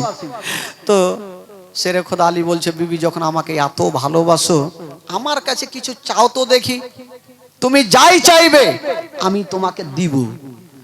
তো ফাতেমাতুজ জাহরা বলছেন, স্বামী গো আপনার কাছে আমি চাইতে পারবো না। বলে কেন? আপনার কাছে চাইবো, যদি আপনি দিতে না পারেন আপনি ছোট হবেন। স্বামী গো আমি আপনাকে কখনো ছোট করতে পারবো না, আপনি হচ্ছেন আমার মাথার তাজ। জোরে বলুন সুবহানাল্লাহ। আপনাকে ছোট করতে পারবো না। তো আলী বলছেন, ফাতেমা একবার তো চেয়ে দেখো আমি তোমাকে দিতে পারি কি পারি না। তো ফাতেমাতুজ জাহরা ভাবছেন কি চাইবো, তখন বলছেন, স্বামী গো আপনার কাছে একটা জিনিস চাইবো। বলে বলো। শেরে খোদা আলী ভাবছে কি যে চাইবে আল্লাহ জানে, কিন্তু দেখেন ফাতেমাতুজ জাহরা বলছেন, স্বামী গো আপনার কাছে টাকা নেব না, পয়সা নেব না, ধন দৌলত আমি কিছুই চাই না, শুধু আপনার কাছে 2টা আপেল নিব। জোরে বলুন সুবহানাল্লাহ। কি চাইলেন ভাই? আজকাল যদি আমার মা বহিনেরাকে বলা যায় যে বিবি তুমি কি চাও, চাও তো দেখি, তো বিবিরা আপেল চাইবে, 2-4 ভরি গহনা দাও, বানারসি শাড়ি দাও, এরা জীবনে আপেল চাইবে না। कंजूस की बेटी सब রাগেন না খালা। তো ফাতেমাতুজ জাহরা বলছেন, স্বামী গো আপনার কাছে টাকা নেবো না, পয়সা নেবো না, মাত্র 2টা আপেল চাই। তো আলী বলছেন, 2টা আপেল দেওয়া কোনো বড় ব্যাপার হইলো? পকেটে টাকা নাই, যাব কাজ কাম করবো আর আপেল নিয়ে চলে আসবো, তো বিবি খুশি হয়ে যাবে। শেরে খোদা আলী বিবিকে খুশি করার জন্য তারওয়ারি হাতে নিলেন আর বেরিয়ে গেলেন। কোথায় যাচ্ছেন বাবা? জঙ্গলে পৌঁছে গেল, টাকা নাই পকেটে, কি করব? এবার ওই একটা গাছে চেপে গেছেন বাবা, আর শুকনো শুকনো লকড়ি গুলাকে কেটে একটা বোঝা তৈরি করলেন। যেমন বোঝা তৈরি করেছেন ওই বোঝা নিয়ে চলে গেছেন, বাজারে দাঁড়িয়ে আছেন, কিন্তু বাবা খরিদ্দার কেউ আসে না। শেরে খোদা আলী বাজারে দাঁড়িয়ে আছেন আর ভাবছেন, আল্লাহ আমার লকড়ি যদি বিক্রি না হয় আমি ফাতেমার জন্য আপেল কোথায় থেকে নিয়ে যাব। ওই শেরে খোদা আলী বাজারে দাঁড়িয়ে দাঁড়িয়ে কান্দে, আর ফাতেমাতুজ জাহরা ঘরের মধ্যে চিন্তা করছেন, আল্লাহ গো আমার স্বামীর কাছে আপেল চেয়েছি, আল্লাহ আমার স্বামী জানি না কোথায় গেল, আল্লাহ গো আমি আপেল চাই না, আমার স্বামীকে ভালো অবস্থায় আমার বুকখানে ফিরিয়ে দাও। ওইদিকে মা ফাতিমা ঘরের মধ্যে কান্দে, আর শেরে খোদা আলী বাজারে দাঁড়িয়ে দাঁড়িয়ে কান্দে। কোন বাবা লকড়িয়া কেনার জন্য খরিদ্দার আসে না। শেরে খোদা আলী ভাবছেন, আল্লাহ আমার লকড়ি যদি বিক্রি না হয় আমি আপেল দিতে পারবো না, ফাতেমা নারাজ হয়ে যাবে, ফাতেমা রাজি হবে না। ওই আলী কান্দতে ছিল, কত ইজ্জমান্তাসা কত জিল্লমান্তাসা, ইজ্জতের মালিক আল্লাহ, জিল্লতের মালিক আল্লাহ। একটা খোদার বান্দা চলে আসিল, বলছেন, আলী আচ্ছা বলো তোমার লকড়ির দাম কত? আলী বলছেন, ভাই রে আমি দাম বলবো না, যা পারবে দিয়া যাও, আর লকড়ি তুমি নিয়ে যাও। ওই লোকটা লকড়ি নিয়ে গেল, অল্প টাকা দিলেন, আর ওই টাকা থেকে শেরে খোদা আলী 2টা আপেল কিনলেন। বাবা গো আপেল কিনে নিয়ে চলে যাচ্ছেন খুশি খুশি। আজকে ফাতেমা রাজি হইবে, বিবিকে খুশি করার জন্য চলে যাচ্ছেন। ভাই যাচ্ছেন তো কয়েকজন ফারিস্তা আরজ করছেন আমার আল্লাহকে, বলছেন আল্লাহ গো, আজকে আলী তো যাচ্ছে বিবিকে খুশি করার জন্য, আল্লাহ আজকে আলীর পরীক্ষা লিও। আমার আল্লাহ বলছেন ও ফারিস্তারা শুনে নাও, আমার আলীকে কোনোদিন কেউ ফেল করতে পারবে না। আমার আলী জান প্রাণ থেকে বেশি ইসলামকে ভালোবাসে। জোরে বলুন। আমার আলীকে ফেল করতে পারবে না। তো ফারিস্তারা বলছেন আল্লাহ গো, একবার তো গিয়ে দেখি। তবে ফারিস্তারা বলছেন আল্লাহ আলীকে ফেল করবই করব। বলে যাও, হুড়কি খাবে তো যাও। এই বাবা ফকির সে যে আলীর সামনে গিয়ে দাঁড়িয়ে গেল, বলছে আলী গো, আজকে তুমি বাড়ি যাচ্ছ, তবে আমি 2 দিনের ভুকা পিয়াসা, যদি পারো তবে কিছু খাবার দিয়া দাও। আলী বলছে ভাই রে, আমার কাছে কিছুই নাই। ওই ফকির বলছে আলী, আমি দেখেছি তোমার কাছে 2টা আপেল আছে। এই আলী ভাবছে এই জানলে কি করে, আপেল আছে জানলে কি করে? তো আলী ভাবছেন আল্লাহ, এই ফকিরকে যদি দিয়ে দিই আপেল, তবে ফাতেমাকে কি করে রাজি করব? ফাতেমা বাড়িতে বসে আছে, এই যে স্বামী আমার আপেল নিয়ে আসছে, ফকিরকে দিলে কি হবে? তো ফকির একটা কথা বলছেন উচ্চ সুরে, আলী আজকে যদি তুমি 2টা দান করো, আল্লাহ তোমাকে 20টার দিবে। একটা দান করলে 10টা পাবে, 2টা দান করলে কটা? 20টা পাবে। আলী ভাবছেন কি করব, দান করব কি করব না। তবে আলী চিন্তা করছেন আল্লাহ, আজকে যদি আমি ফকিরকে দান না করি, তবে কাল হাসরের মাঠে আমার নবীর সামনে জবাব দিতে পারবো না। আলী বলছেন আল্লাহ, আমি ফাতেমার হাত ধরে আমি বুঝিয়ে দিব, কিন্তু আমি এই ফকিরকে ঘুরাবো না। যে 2টা আপেল ছিল ওই ফকিরকে দিয়ে দিলেন বাবা। আর ফকির বলে গেলেন আলী, তুমি একটা দান করেছো, একের বদলে 10টা পাবে, 2টা দিয়েছো, 2-এর বদলে 20টা পাবে। এই কথা বলে ফকির চলে গেল। আর আলী বাবা গো বাড়ি চলে গেছেন, দরজায় দাঁড়িয়ে গেছেন, ভিতরে যেতে পারে না। ভাবছেন আজকে ফাতেমাকে কত রকম করে রাজি করাইলাম, যে তোমাকে আপেল দিব, চাও 2টা আপেল চাইলো, আমি 2টা আপেলও দিতে পারি না। আলী বাইরে দাঁড়িয়ে দাঁড়িয়ে কান্দে, আর ফাতেমা তো যারা ঘরের মধ্যে কান্দে। ও যুবকেরা, ও গো আমার সোনামানিকেরা, আলী বাইরে দাঁড়িয়ে কান্দে, আর ফাতেমা ঘরের মধ্যে কান্দে। আলী হাত তুলেছেন, আল্লাহ ও গো রব্বুল আলামিন, আল্লাহ গো, আজকে খালি হাতে আমি ফাতেমার কাছে যাব কেমন করে? আল্লাহ গো, তুমি আপেলের ব্যবস্থা করে দাও। যেমনই আলী দোয়া করেছেন বাবা, আল্লাহর দরবারে আলীর দোয়া কবুল হয়ে গেল। আল্লাহ বলে যাও যাও, আমার আলীকে আপেল দিয়ে চলে আসো। বাবা গো, যেই ফকির সেজে 2টা আপেল নিয়ে গিয়েছিল, ওই ফকির সেজে 2টা আপেল নিয়ে চলে আসিল। বলছেন আলী, এই যে 2টা আপেল নিয়ে এলাও, আল্লাহর তরফ থেকে 2টা আপেল নিয়ে আসলাম। আলী বলছেন ভাই রে, তুমি তাড়াতাড়ি চলে যাও। বলে কেন? বলে তুমি আপেল দিয়ে ভাবছো আমি খুশি হব? বলে কেন? যাও এখান থেকে। ফারিস্তা চিন্তা করছে, আপেল দিতে আসলাম না হুড়কি খেতে আসলাম। বলছে একটু আগে আমাকে বলে গেল একটা দান করলে 10টা পাবে, 2টা করলে 20টা পাবে। আমি তো আল্লাহর রাহে 2টা দান করেছি, ফের ঘুরিয়ে 2টা কেনে 20টা নিয়ে আইছো। এই ফারিস্তা গেল, আল্লাহ গো কি ব্যাপারে এমন লোকের কাছে পাঠালেন, হুড়কি খাইতে হয়েছে। বলে তোর হুড়কি খাওয়া ভালো, ভাগ্য ভালো, তোকে হুড়কি দিয়েছে, তোকে মারেনি। যাও, তুমি একটু আগে বললে একটা দান করলে 10টা, 2টা দান করলে 20টা, তো তোমাকে 2টা দান করেছে, ফের তুমি ঘুরিয়ে 2টা দিতে গেছো, চট করে যাও। ওই বাবা গো কি করলেন, এবার ওই আল্লাহর ফারিস্তা এবার 20টা আপেল নিয়ে চলে গেছেন। যেমন 20টা আপেল নিয়ে গেছেন বাবা, সেরে খোদা আলী ওই 20টা আপেল নিয়ে চলে যাচ্ছেন। আমার আল্লাহ বলছেন ফারিস্তারা শোনো, তোমরা একটা কথা শুনে নাও, আমার আলী জান প্রাণ থেকে বেশি ইসলামকে ভালোবাসে। আমার আলী জান প্রাণ থেকে বেশি ইসলামকে ভালোবাসে। এই জন্য উনি জানে আজকে যদি দান না করি কাল হাসরের মাঠে আমার নবীর সামনে আমি জবাব দিতে পারবো না। এই জন্য আলী বাবা গো 2টা আপেল দান করেছিলেন। এবার নিয়ে গেলেন ফাতেমাতুজ জাহরাকে দিচ্ছেন 20টা আপেল। সমস্ত ঘটনা বললেন।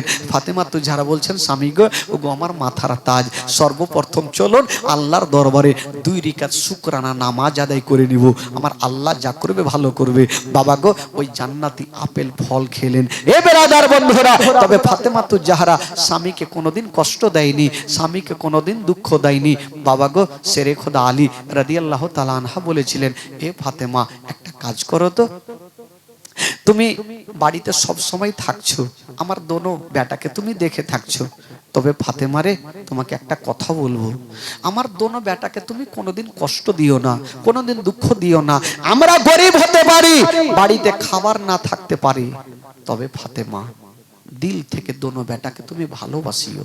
বাবা গো একদিন করে করে 3 দিন পর্যন্ত ফাতেমার বাড়িতে খাবার ছিল না, তবুও ফাতেমাতুজ জাহরা দোনো বেটাকে ধিক্কার দিয়ে তাড়ায়নি। এমনই দুঃখের বায়ান আছে ভাই। তবে সময় মোটামুটি 11:30 পার হয়ে গেল, আবার সামনে 4টা রাত রয়েছে ইনশাআল্লাহুল আজিজ। 4টা রাত আবার আপনাদের সম্মুখে বলবো। তবে ফাতেমাতুজ জাহরা রাদিয়াল্লাহু তাআলা আনহা শেরে খোদা আলীর কাছে থাকতে লাগলেন। কালকের কি ঘটনা হবে আবার এখান থেকে আপনাদেরকে শোনাবো। সকলে দাঁড়িয়ে যান আর সালাত ও সালাম পড়ুন।